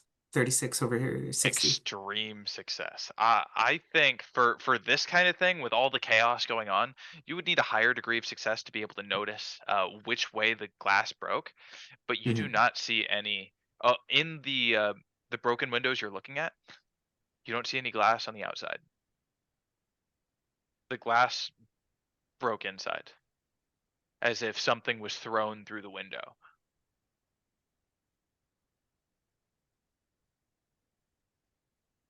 Mr. Whizberry, this does not bode well. Are we onto something? Is the hunch correct? Is there foul movement afoot? Well, there does not seem to be glass on the outside, therefore it was probably broken in before the fire started. Somebody broke the window. That does seem likely, and it wouldn't have been someone escaping either. What do you think The happened? um okay, I want to roll something just to determine how I respond to this. Yeah, totally. Uh,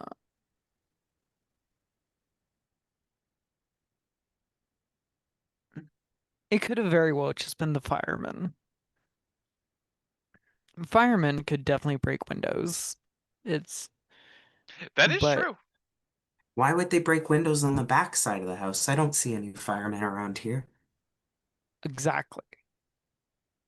I am You say that, and then suspicious. you start to hear chatter of the firemen that are starting to round the backside of the building. Uh-oh.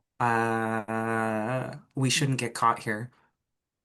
The investigation must continue elsewhere. I'll meet you back at the Let pub, us. and I'm gonna take off.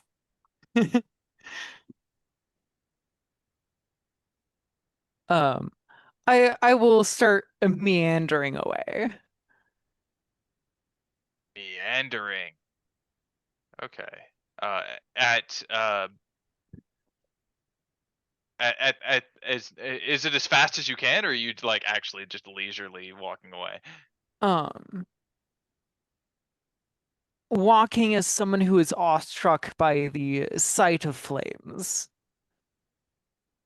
Okay. Um, give me a luck roll.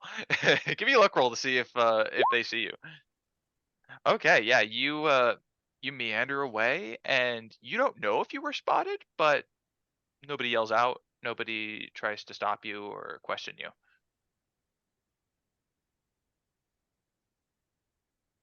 It's London. It's populated. There's people around. I'm I just mean, this is someone pretty in the out of the crowd. way from like in the town in London. This is like this is a private residence of somebody of means. Yeah, this was a very nice house. Hmm. Who knows? Maybe I I've was a gardener. They'll never know. It doesn't matter to them. Anyway, I will definitely meet Mr. Whizberry back at the pub. Let's stop over at Ms. Bennett. Yeah. What are you doing after your friends ditched you at a burning house? Even though you totally watched them. You- I I stay a respectable distance away and we'll kind of just wait uh and see if they like reemerge at some point. Yeah, and I think after probably about 15 or 20 minutes, you will see uh, Mr. Whizberry and Mr. Sheerluck emerge from the bushes. Um did you find anything? the well, Mr. Sheerluck pointed it out, but the windows on the back side of the house were shattered in the I don't quite get it, in the wrong direction, you were saying, Mr. Sheerluck? Well, if glass was to be shattered by someone escaping a fire, it'd be shattered outward. This was shattered inward. Likewise, if it was shattered due to elements such as the fire, the escaping fire would have pushed it probably equally outside and in. Right. So perhaps it was done by whoever started the fire. Maybe someone Mm, threw a burning bottle in through the window or something. A burning bottle. I I do saw believe them. glass cannot catch fire.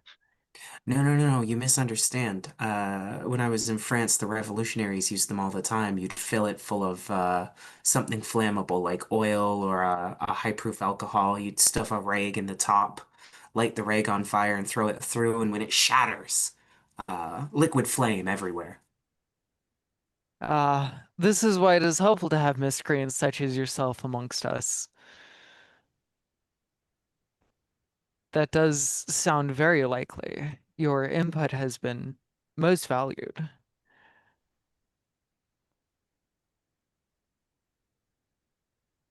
I don't think I was telling this to Mr. Sheerluck, Miss Bennett. Uh, Literally yesterday, I popped into the Oriental Club to visit the professor, and he was saying he had this eerie feeling like somebody was watching him. And he played it off as a joke at first, but I can't help but I've been thinking about it ever since. It bothered me, and now this, it doesn't seem like a coincidence. If you saw him at the Orient, what was that, yesterday night, I take it? I With think it it being a was, gathering spot and all. yeah. We should probably check there to see if he is there once more. Well, I think they're not. What was it? They meet like weekly, maybe every other week. I don't think that Oh, I they'd be see. meeting daily. It is a private residence. You can intuit that that the bald man that answered the door, he was the man that actually lived there. I suppose we could go see if he knows anything.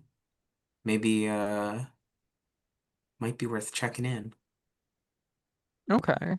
Yes, if nothing else, to alert the other members that there may be a conspiracy about you topple people in search of adventure. And what was, what did he call it? One moment, I am checking my notes. Where the hell did my notes go?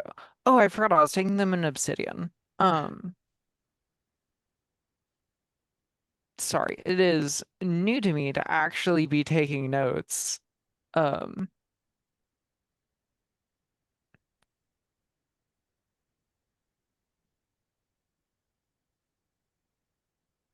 People looking for hauntings.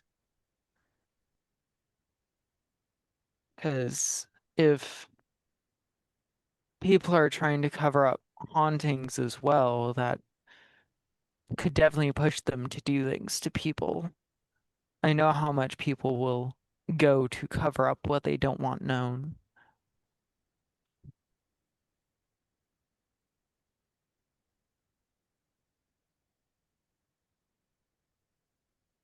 All right. Do you think we should go there now or in the morning? It's kind of late and we've been drinking. It's probably 11 o'clock, closing in on midnight, right about now. That probably would be wise. But I. Probably be wise for in the morning. Yeah. Okay. Um, it's not it's not far from the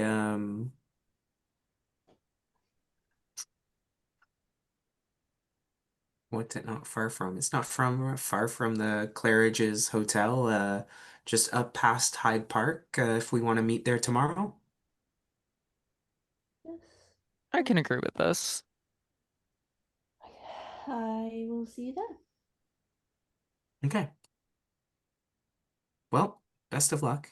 And try not to let anybody else's houses burn down, or at least not be in one. I'll see you folks tomorrow. All right, now you all head your separate ways, and you find your way home. You all get some rest as best you can, considering the circumstances. Uh, Mr. Perkuffulous is probably blissfully unaware of recent happenings at this time with his colleague, but perhaps that changes in the morning as you all wake. Um, It is a rainy day. The rain is coming down pretty hard today. It's dispersed the smog a little bit, but it is raining pretty heavy. But that doesn't stop the news from getting churned out. And this time, our news headline is a handout for all of you. Oh boy, I love handouts. The newsboy says, "Extra, extra! Man dies 3 times in one night." What? That is the front page of Okay. this news. I'm 3 interested. slain I'll read men were this. discovered last night in a London hotel, each bearing positive identification as Mr. Macariat of Islington. Each had been stabbed through the heart. Maids at the Chelsea Arms Hotel discovered the remains. The room was registered to the name of Mr. Marquiat. Bona fide papers identified the trio as one man, Mr. Marquiat, who is a Turkish antique and art dealer doing business in the city. The victims bear superficial resemblances, and each had passed as Mr. Macariat since independently arriving in London 3 days ago. Confusingly, the real Mr. Macariat, or at least the man described by neighboring shopkeepers as Mr. Macariat, cannot be found. Police request that he come forth. The passports of these Turkish nationals record independent worldwide travels for each man over the past 3 years. Inspector Fleming of Scotland Yard is at loss to describe the means of the bizarre mystery, but is eager to converse with any other Macariats still living. And as you're looking at this newspaper, I assume you all get a copy of this newspaper. Give me a spot hidden as you're flipping through it. All right. Spot hidden.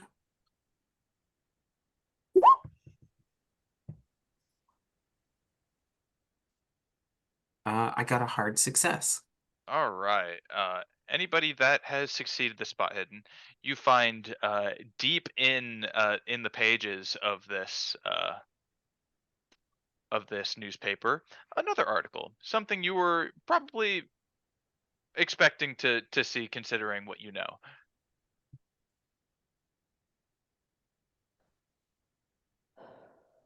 Oh, yep.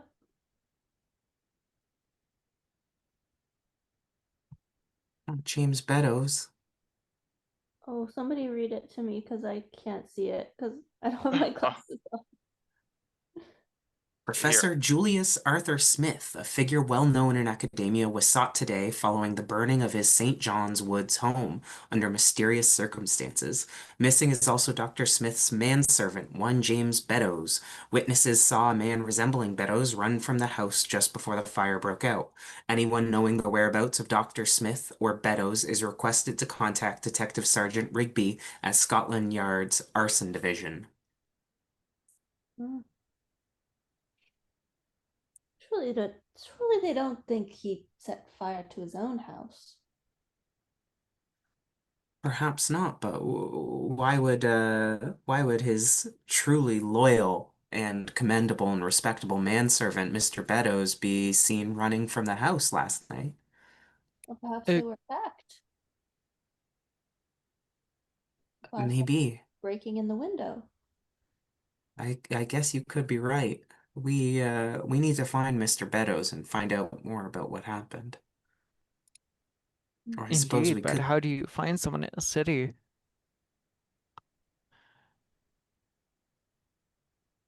I don't know. Let's go investigating. All right. What would you like to investigate first? Hmm. Well, perhaps we could return to the house and see if there's any evidence left, or if the whole thing's just gone. That sounds like a good plan to me. All right, you all can head down to Professor Smith's home in St. John's Wood, and now at this point the fire has been extinguished, and the fire brigade has left for some time. The rains have definitely helped extinguish the fire at this point. But when you arrive, there is no house anymore. It is nothing but burned timbers, blackened stone, and smoking ash is all that remains. Is there any particular smells other than like just burning, but like any chemical smells or oil, gasoline, anything? So is there a smell check? I don't know.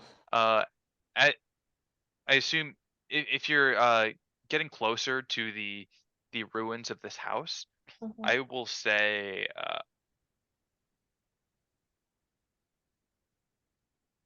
you definitely you investigate the windows you know to be broken in, and you see broken glass, and you also see a pair of broken bottles.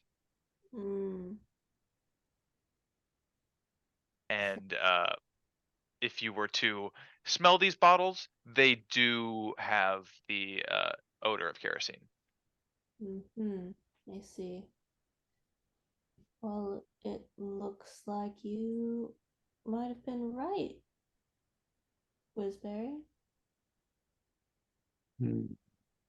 Doesn't bode well. This is, why would anyone want to burn down the professor's house? I thought he was well liked.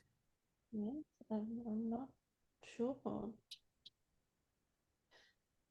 As I've said before, many people do not like when others try to learn what they do not wish for others to know. And as you're investigating here, you hear a siren pull up to the driveway, and it's not a fire truck. It is a police car. Boy. Um, do you stay where you are, or do you Perhaps we could just skedaddle and hide. There is no longer reason for us to be here, that is for sure. Yeah. Okay, let's go. I'm gonna sprint. Okay, give me no, I'll say you can leave the scene undetected if you leave at the first sign. You're able to slip out the back door uh before you can be questioned by whoever this officer of the law may be. You would assume from the newspaper that this is quite possibly Detective Rigby. Uh-huh. Hmm. Do I know Yeah. of Detective Rigby? Uh I don't know. Scotland Yard's a pretty big Probably. institution. Let's, I would assume not. I figured I'd ask just in case. I think honestly it might be worth talking to this person. Maybe we take a wide berth and then come around from the front and pretend we weren't here already. I like the way you think. May make a Okay. journalist of you yet. Let's let's give it a shot. Um yeah, I mean exactly that. We'll walk like a block down and then come back up and around and make it look like we're approaching them from the front. Yeah. Yeah, and this this officer who is seems to be inspecting the house will turn around and say, "Hey! No rubberneckers here." Oh, sorry, don't mean to rub any necks. I just thought we were close with Mr. Smith. I just wanted to come see it for myself. You were close with Mr. Smith, were you? I was a student of his. Yeah, I was in some of his classes. We spent some good time together. Uh, I looked up to the man. You wouldn't have any information regarding this fire, would you? Not regarding the fire, no. What do you think happened? Well, I'm the detective in charge of the arson division, so I have it on good authority that this fire was set intentionally. Intentionally? You don't happen to be Detective Rigby, do you? I am. My name's Gilligan. I saw the in the paper this morning that you would be investigating the fire. Yes, I am, and I'm very busy doing that. So if you don't have information that will help me trying to catch these perpetrators, then if you don't mind, uh, I need some room to work here. I have to collect evidence. I guess I don't want to harsh your vibe.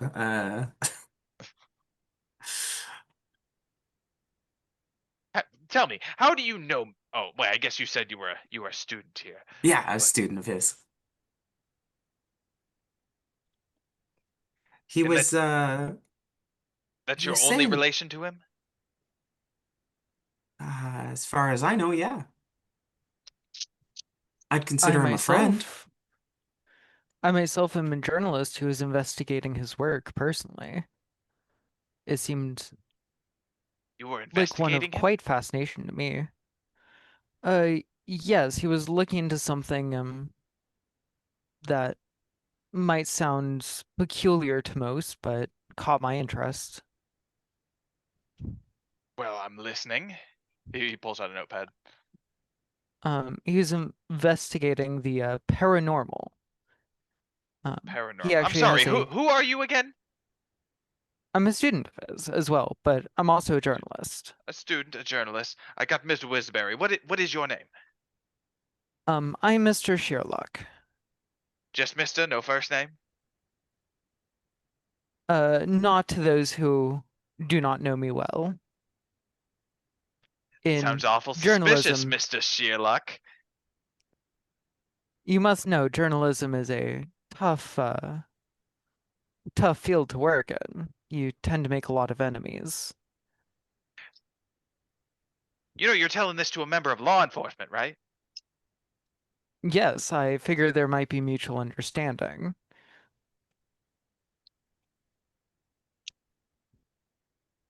Okay. Let's say I take your word for it. Mr. Sheerluck. He was investigating the paranormal. You think some specters, some goblins came and burned his house down? Not at all. Simply Perhaps a that is where I poltergeist? know him from. I personally do not believe in such myself, but I know many people certainly do, more than I.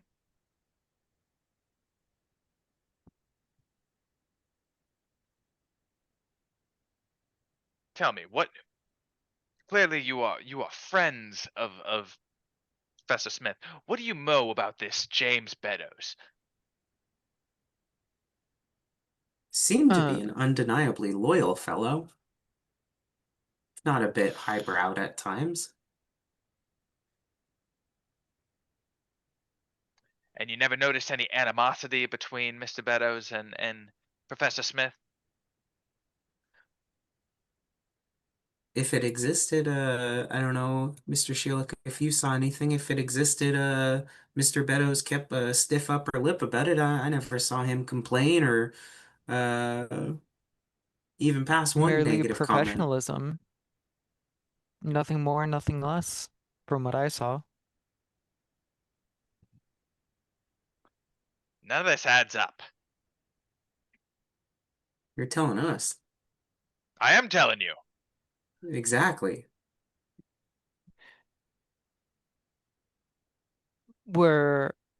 Is he okay? I know his house burned down. Was he inside at the time? That's the thing. We have no idea. There's no body. There's no body within the rubble. I assume he's elsewhere, but nobody knows. Well, It was the good the to know that papers he's say safe. the papers say they saw him running away last night, just shortly, but that was in the morning paper, you remember? Yes, yes. That's nobody's seen Dr. Smith, but yes, one of his neighbors seems to have claimed to see Mr. Beddoes running off into the woods. I wonder which neighbor that was. I look around, are there like a lot of houses here where the houses kind of spread out? Like, could we narrow it down to one or two neighbors, or are we talking like a busy London street? You could probably narrow it down to one or two neighbors. Detective Rigby, I imagine you probably got quite a bit on your hands. What do you say about maybe conscripting a helper of sorts? Well, I mean, we've already interviewed all the neighbors. That's how it got into the paper. That's how Oh, we knew that at least Beddoes was witnessed briefly before the fire. what neighbors? What do we know anything else? Do we know what direction he went in? Why am I giving you information? You're supposed to be giving me information. I'm the one investigating this. Sorry, I thought we were kind of just workshopping. We were in a liminal flow state. Give me a fast talk. Ah, failure. No, no, no, no, no. This is my investigation, and right now you are trampling on evidence. Oh, well, This is an back active up. crime scene.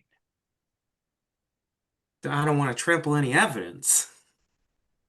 I don't want you to either, because then I'll have to call my friends down at Scotland Yard and have you taken in for questioning. Oh, that'd be Hold And on. that's miserable. too much paperwork for me. Wait just 1 minute. These young men are trying to assist. Yeah, isn't everybody trying to assist? All right, if you don't want help, you can just say so. I don't have time for this. And he'll kind of march off to his car and finish scribbling in his notepad. All right. Sorry, guys. I step out for a second. um. Well, Well, Detective Rigby wasn't particularly helpful. no, but what we found was that is Hmm. Did he? certainly disconcerting. But he didn't spot the same thing, did he? Well, he wasn't telling us much information, so it could very well been. You can assume that he did notice the broken bottles in there. That's probably why they think it was an arson. Okay. Got it. Hmm. Well, what do you think maybe we should question some of the professor's friends and see if they know anything? There's that guy at the Orient Club. He was hanging out with Professor Perkuffulous yesterday too, before the fire. Maybe they might have talked about something after I left that would be worth knowing. Yes, we could check there.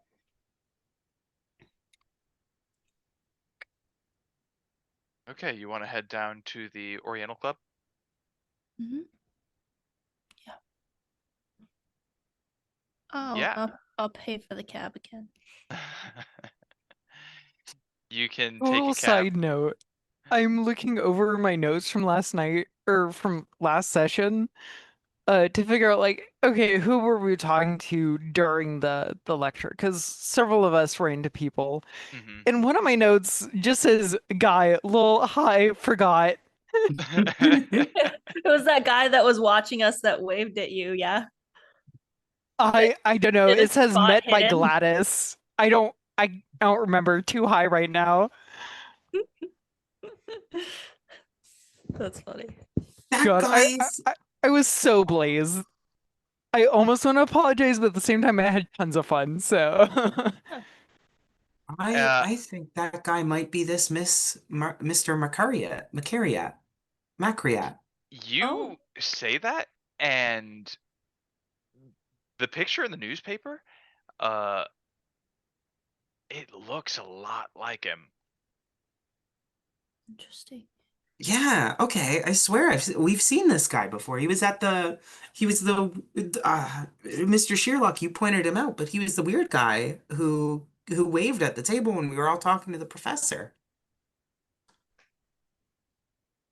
I see. Ah, and I thought about it too at the time that I should have followed that guy because he gave me the heebie-jeebies, but I didn't want to cause a scene. It is Oh, often best to follow one's gut if he's setting your nerves off at the gathering, then he could have very well been the one to be proceeding in such a devious manner as to light fires. what a dubious little creature. Anyways, we gotta be off, but we should keep an eye out for that guy because he was important. Indeed. Let us proceed to the Orient. All right, you take a cab over to the Oriental Club. Um, arrive at the same building. You knock on the door, and Knock, knock, knock, knock, knock. the same bald man that answered the other day opens the door and says, Mr. Whizberry, um, yes, you were friends with Professor Smith. Yeah, I suppose you've read the morning paper then. I did. Everyone in the club is pretty shaken up about it, and oh, Mr. Perkuffulous, I'm glad to see you here as a member. Uh, Might we yeah, come in for a moment? This is Miss Bennett and Mr. Sheerluck. They are fellow classmates and friends of mine. yes, of course. Yeah, come in, and he will invite you in, um, serve you all tea. Oh boy. Tea. Uh, how how can I be of assistance?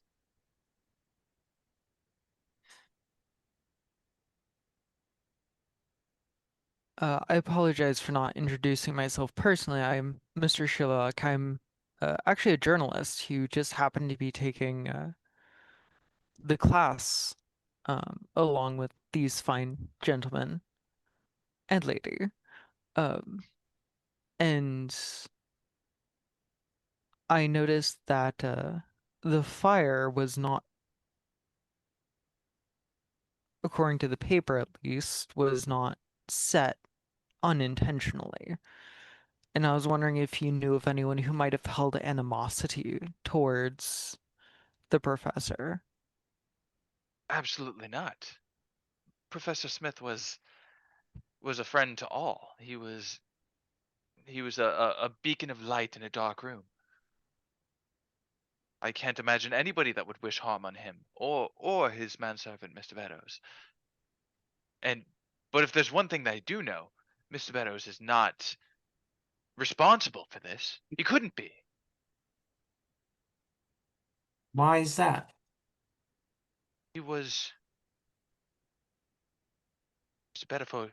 Mr. Meadows was a pacifist through and through. He detested violence.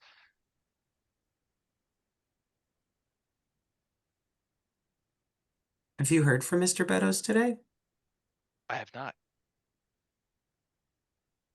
I've not heard from either of them, and I'm worried sick. Hmm. Do you know of anyone else who would have been his close acquaintance? His closest acquaintance was Mr. Beddoes. Ever since his wife died 4 years ago, it was just them two in that big house.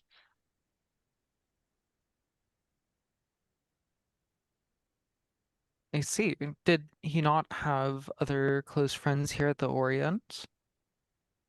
He had many friends, Mr. Perkuffulous included, but none were closer than Mr. Beddoes. They were linked at the hip.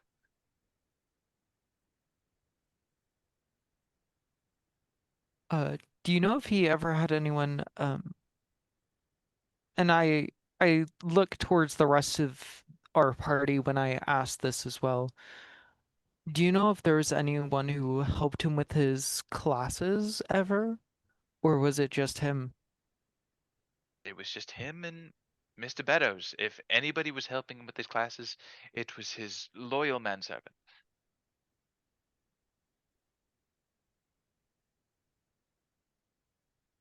Interesting, interesting. I'm gonna take out some paper and a pen and start scratching down some notes. I wish to be of any help in aiding you uh in finding this individual. Uh, Dr. Smith was well read and had uh, contributed a not insignificant portion to our library here. If you would like to rummage through his works, then that you feel free to. If you think it would Oh, help you in finding him. have his works here? A portion of them, yes. Yes, I'd be quite keen to take a look. Maybe it might provide some insight into any toes he may have accidentally stepped on. Yeah, make me a library use roll. Anybody that would like.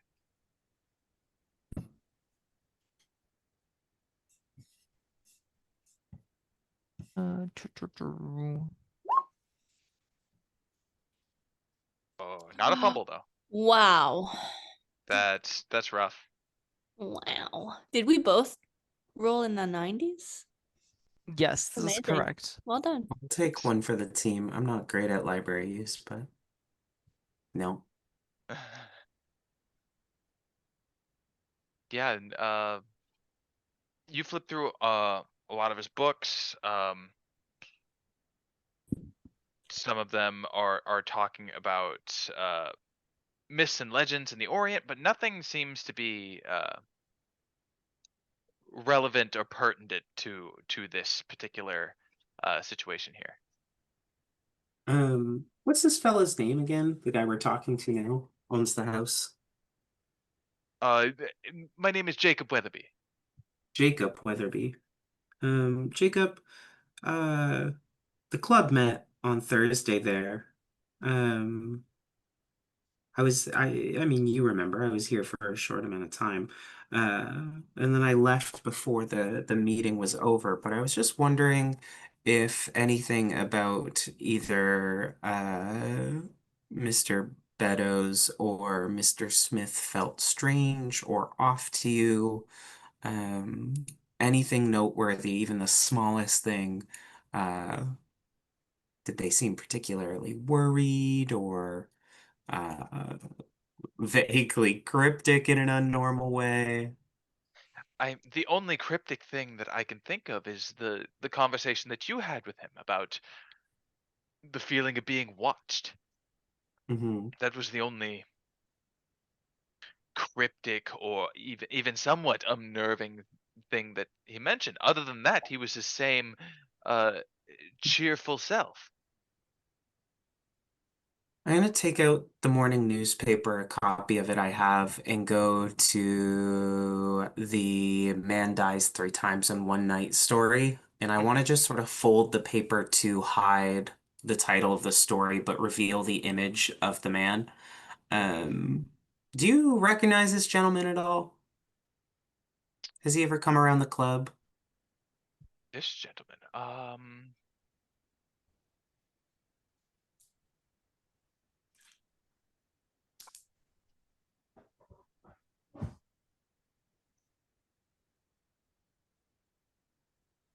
No, I can't say I've seen that man before.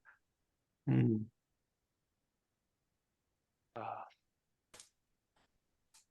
you think this man might be responsible? I think this man might know something that could help us find out who is.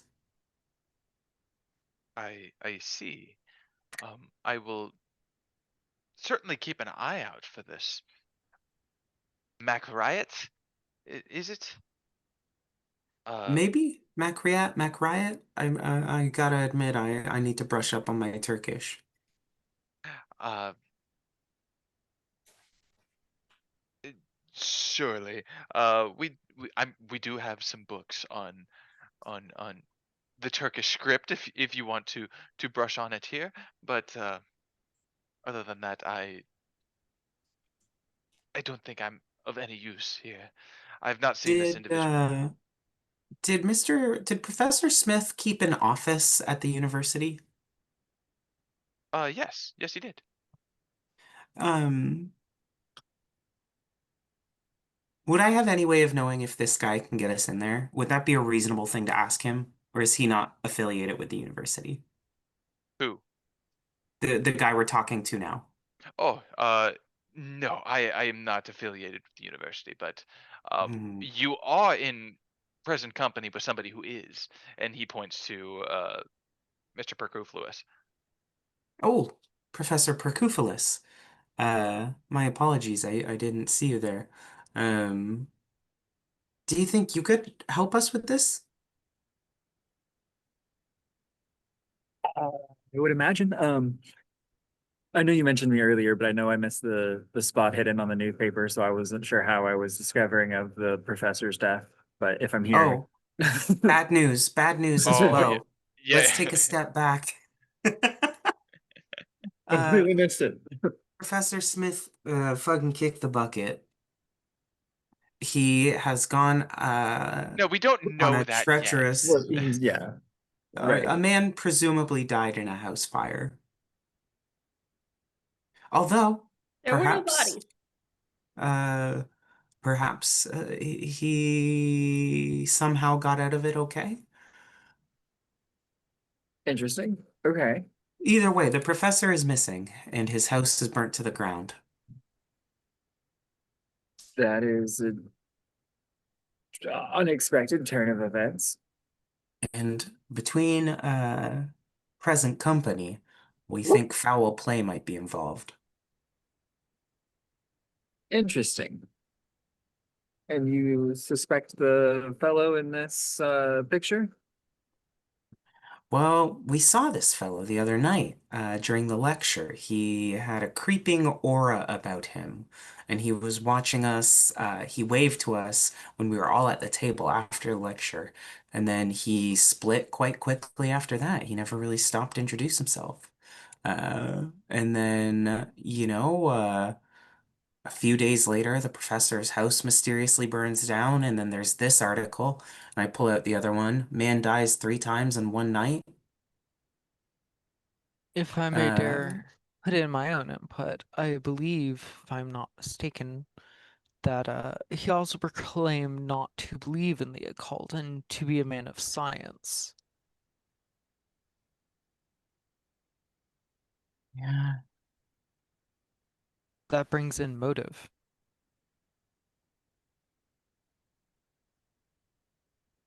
Either way, I think we gotta find this guy.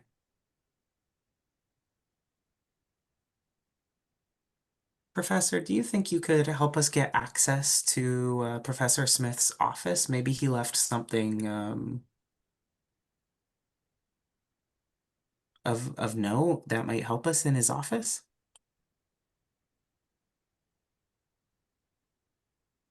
Yeah. Yeah. Should have access to the school, access to a starting point.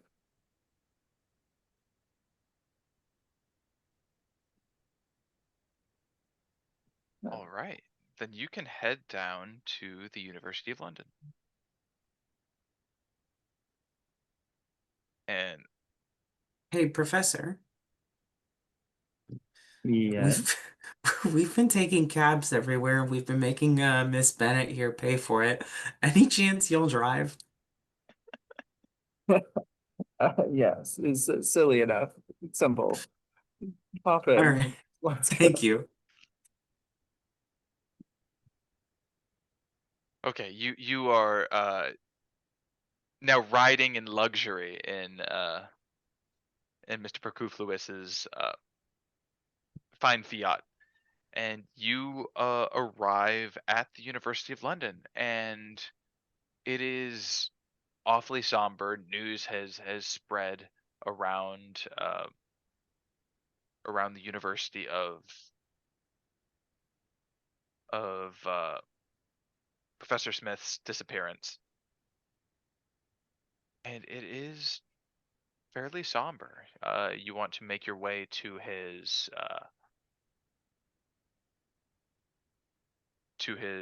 office.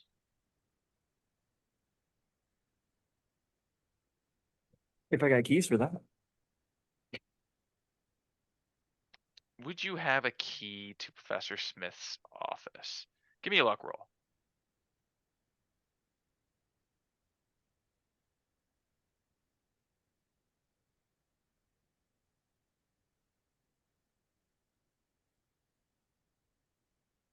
Hard success.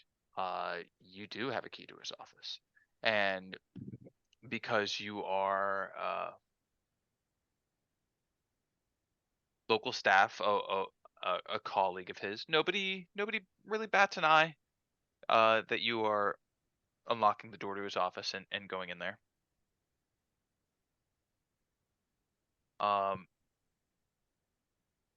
You go into his office. There is his desk is fairly messy.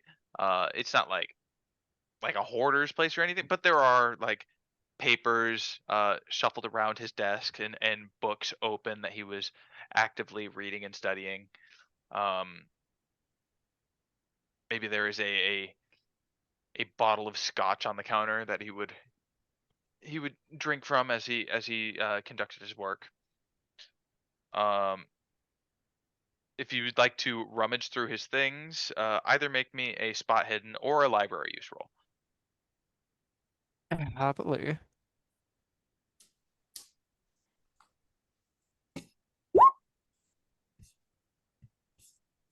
Um, can I, while I'm doing this, just go ahead and pick up the drink and start making likewise as to what he would have done?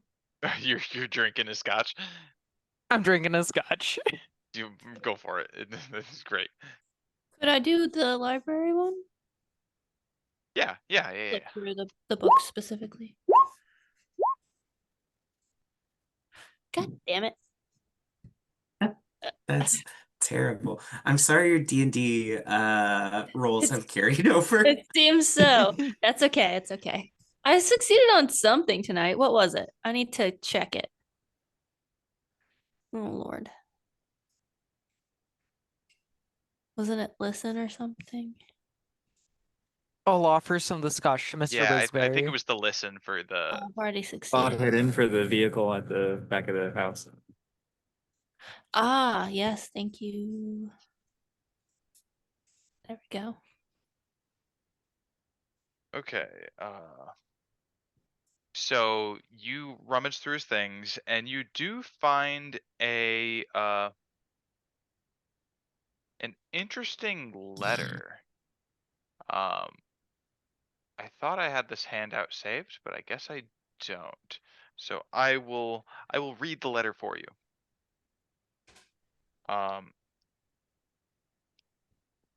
This is a letter from Professor K.H. Demir of Pera, Constantinople. And it is dated in 1893. It says, "My dear Smith, from the outset of the dread surrounding the blood-red fez was palpable. The cruel murder of the fez collector in Rothhilty, who owned the master text, the whispering fez, the secret and terrible fate of my doomed student Pook, all suggested an artifact of considerable power and a cult of ruthless purpose bent to its exploitation. Yet even knowing this, you should not unbraid yourself for the terrors that our guest to destroy the blood-red fez brought upon us all. Of all, I should never have willingly let your friends journey into such terrible danger. But all I had uppermost in my mind was that the awful device, the blood-red fez, had to be brought quickly to me so it could be destroyed. Had I known the fez could duplicate itself, or that the very cult which venerated it would be on the train alongside your stalwart allies, I should have, of course, considered otherwise. But by then, my own son had been kidnapped by the so-called children of the blood-red fez and their foul leaders. A mad harem girl, Nisra, the daughter of fate, and that monstrous fraud, Menkaf, past ally of the evil Salim Makrayat. Wah, The wah, wah, wah. pow- Sorry. The powers of the fez, the killer shadows, the life and soul draining, the creation from its victims of hideous, unaliving mockeries were nothing to the terror and awfulness of its dread supernatural creator. The sacrifices we all made were dreadful, and my heart is broken, but for the chance to destroy the dread artifact, and in doing so, thwart the forthcoming into our world of that dread entity. Even here, I dare not name. We had no choice. Okay, above table, just because for clarification for me, isn't a fez just a hat? Yeah. That is it's correct, The one yes. like the monkey wears in Aladdin. It's a little Yeah. hat. It But the is- it blood is First thing red I thought it fez, was a 2D platformer called Fez, and then I'm like, wait, that's not right. the No, it- blood red fez can duplicate itself, and there's a cult that venerates it. Yes, Interesting. and above table, this is finding this document could trigger a Cthulhu gaslight scenario, but I'm not doing that because I don't want to be shifting between characters and timelines. It would kind of throw off the pacing of this game. They could have did it What as do you like a mean? prequel. Cthulhu Gaslight. It's like Victorian, 1880s. Oh. Like the There's a skills are slightly pre-adventure different, here. but the system is the same. It would throw us into a different campaign It for would. like a little It's bit. like a flashback, yeah. Oh, that's so weird, but at the same time, so cool. Yeah, Interesting. a Did you flashback 30 guys years prior. did you guys see that that name comes up again, Macreat? Yes, but a different Macreat. This is Salim, whoever that Salim is. Macreat, but But is it a different one? Maybe. we are interested in we're interested in a Mehet or Mehmet Macreat. But it seems to wait. The letter said the duplicating red fez. This one says 3 bodies of a considerable of a comparable appearance were all found, all claiming to be Mr. Macreat. Hmm. Is there something here?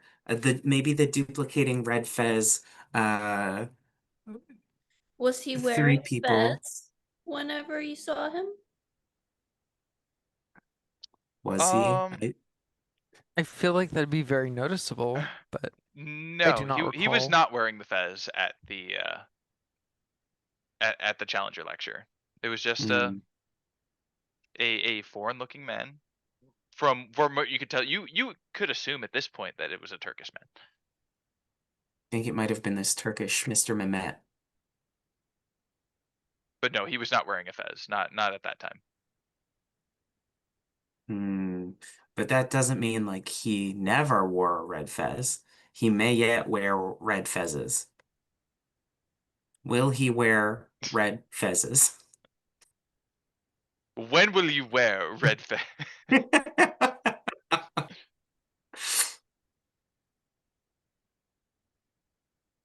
Okay, this is Sounds like something. we need to find Beto and this man. Absolutely.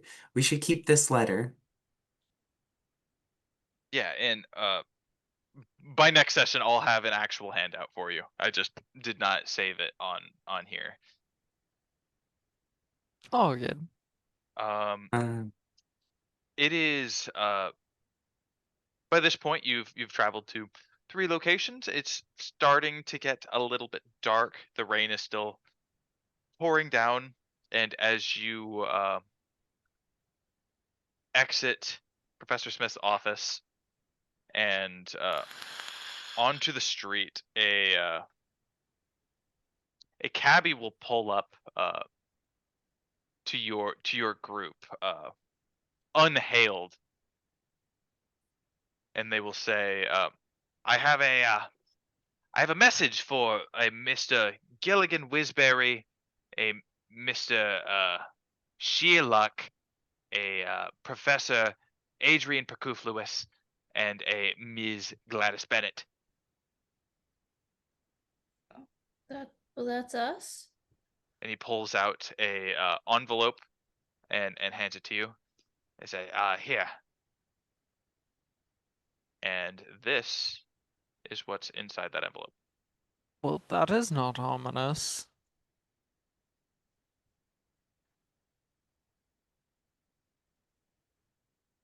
For those that don't have their glasses on, it says, "Come at once. I haven't long. For God's sake, let no one follow you. J.A. Smith." where do we go to? Oh, you turn it over and it has an address. The address is,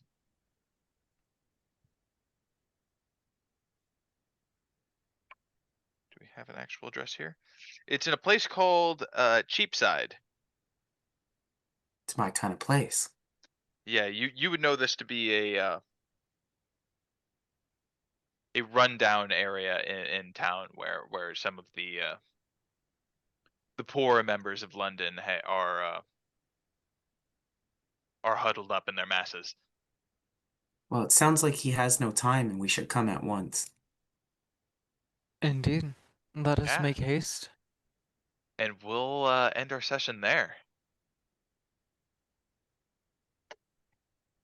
Well done, guys. We're in the Damn. mystery now. The Hell mystery has yeah. begun. Before you guys shove off and head to bed, I know it's getting late. Let's get a luck improvement roll. We'll do one at the end of each session. Go ahead and roll your luck. You want to fail it, and if you fail, I'm you not get good to at this. Oh, no luck for Miss Bennett. No luck for Mr. Sheerluck. We have a failure for Gilligan Whizberry and Adrian Perkuffulous.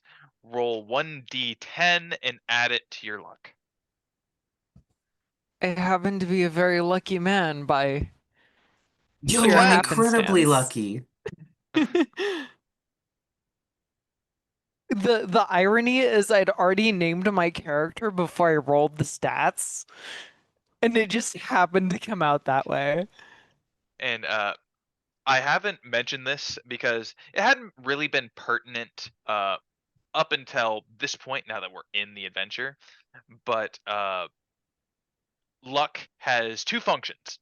I can either call for a luck roll for specific situations, or when you roll a skill and you fail it, you can spend your luck to succeed.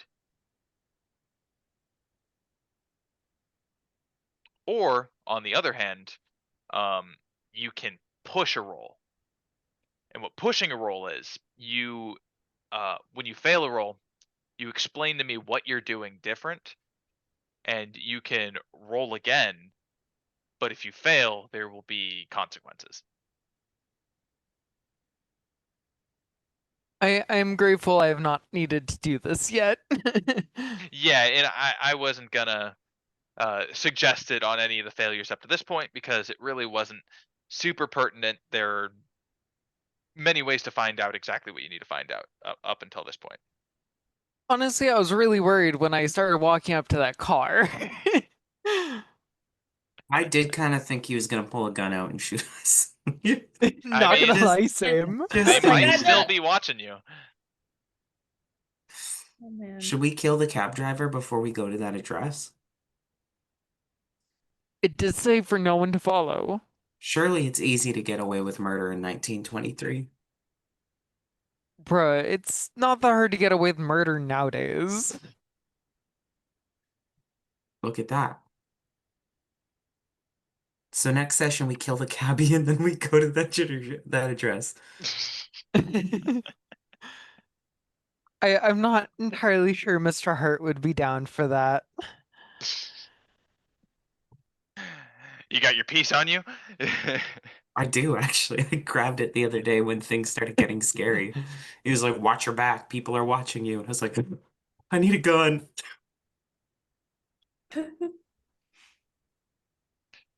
All right. Ah, damn.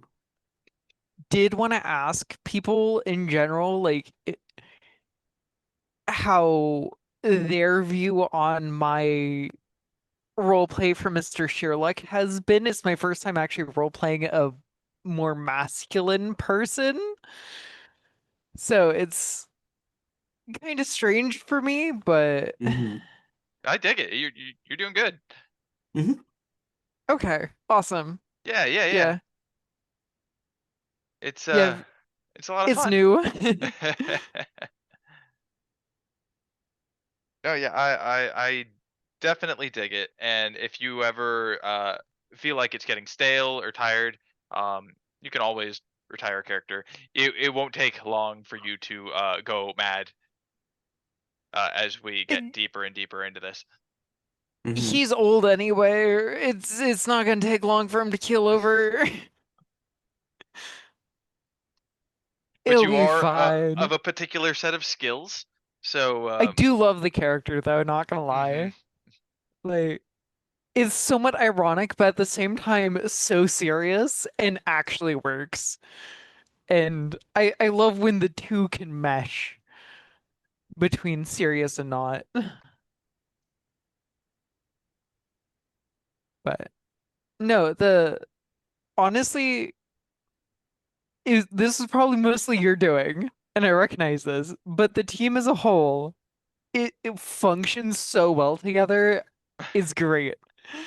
Like I the mean way that's just we you pick guys. up on each other's skills and whatnot is mwah. And I want to give you guys plenty of skill rolls because one, everybody likes rolling dice. That's what we're all here for. And Mhm. two, um, the more dice you roll, the more skills you can succeed, and the more skills you succeed, Oh, the I more succeed on luck or stealth earlier, didn't I? For Yeah, because we snuck yeah, behind okay, the house together. I need mark stealth then. Yeah. yeah. Mark yourself a stealth. Mr. Perkuffulous, you Film succeeded a development. library roll. You mark that too. Yeah. Mr. Sheerluck, you have a spot hidden if you haven't already marked it. Yeah. Same thing with Gilligan. Um, let's see here. What else we got? More spot hiddens. Some I need folks to might start have a like just listen. every day trying to hypnotize Mr. Whizberry as like one of my new practices to get that 1 in 100 to get that skill increase. 100 days later, I promise I'll get it. When do we plan on playing next? That's a great question. We will see how Nikita's feeling next Thursday. If she wants to run her game. If not, I'm prepared to run a session next week. Okay, I awesome. I can let you know a little closer. I was really planning on it. But I don't know. I don't know Right, at this yeah. point. We won't know until day of, but right now that'll be the plan. Mhm. Awesome. I'm If excited to play any game anytime. if you need to back Yeah. out, I am prepared to step in. Awesome. You're With truly a the hero. Thursday nights schedule changing, I'm probably gonna be picking up something that's gonna be on Thursdays once a month, but it's gonna be kind of random what Thursdays. Um, but I should know ahead of time, like 2 or 3 weeks ahead, like when that's gonna be. Okay. But unfortunately, it will overlap with this same time. But um, just it's somewhat fortunate, somewhat unfortunate is some of my roommates have been doing. Oh, there's like 5 people in my other room right now in my living room. Um, but uh, with the Thursday night changes, it's gonna be easier for me to actually like engage with them without feeling like I'm missing out on like D&D, like Hmm. the once a month we have it or whatever. I know Mhm. it's not actually once a month, it's just what it feels like sometimes because I'm an impatient bitch. I get it. Uh, when do you think those changes are coming into effect? Probably next month. I'm actually checking where they're uh, okay, it looks like they haven't decided when the next get together is gonna be for them, but it should be next month. Okay. Mhm. Um, we have a I'm not sure how many of you believe in the paranormal in real life. Um, but I'm an avid practicer of it myself. Um, and we have a little get together of those of us who are interested in that side of life, that we're Oh. trying to start up doing once a month. So, yeah. It's ironic with this starting up being the paranormal Mhm. D&D and me over here like, yeah, I'm trying to start a paranormal group IRL too. But Um, You be can't safe. You fight the don't want way to run life works afoul of sometimes. any cults. mhm. That would be tough. If anyone's gonna be starting a cult, it's me. It'll be great. We're gonna say fuck capitalism and we're gonna build a giant commune and we're gonna all live together. It's gonna be great. Yeah. I recently found out that the history of like voodoo dolls in like Creole cultures, it wasn't they weren't used to like harm people. They were uh Hmm. they were dolls designed to resemble individuals because for enslaved people that couldn't read or write, um they would try and diagnose uh medical ailments with each other, and this was how they documented what was wrong. So if Oh, somebody that's was so experiencing cool. headaches, they would put a pin in the head, and that would tell them, all right, this person was having headaches. When they went away, they pulled a pin out.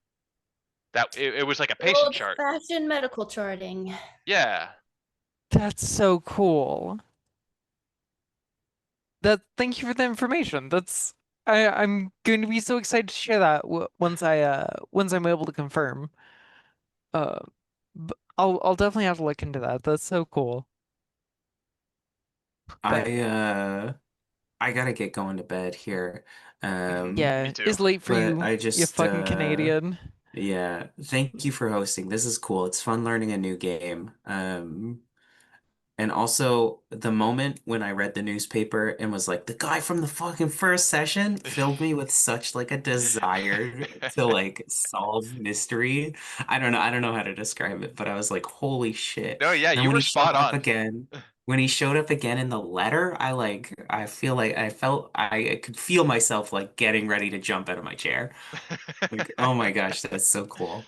But I gotta go to bed or I'm gonna be late for work tomorrow. I'll chat with you Yeah, folks that's later. real. I hear you. I have Alright. work in like 3 hours myself, so Bye. have a good night. All right. Good session, guys. Yeah. Yeah.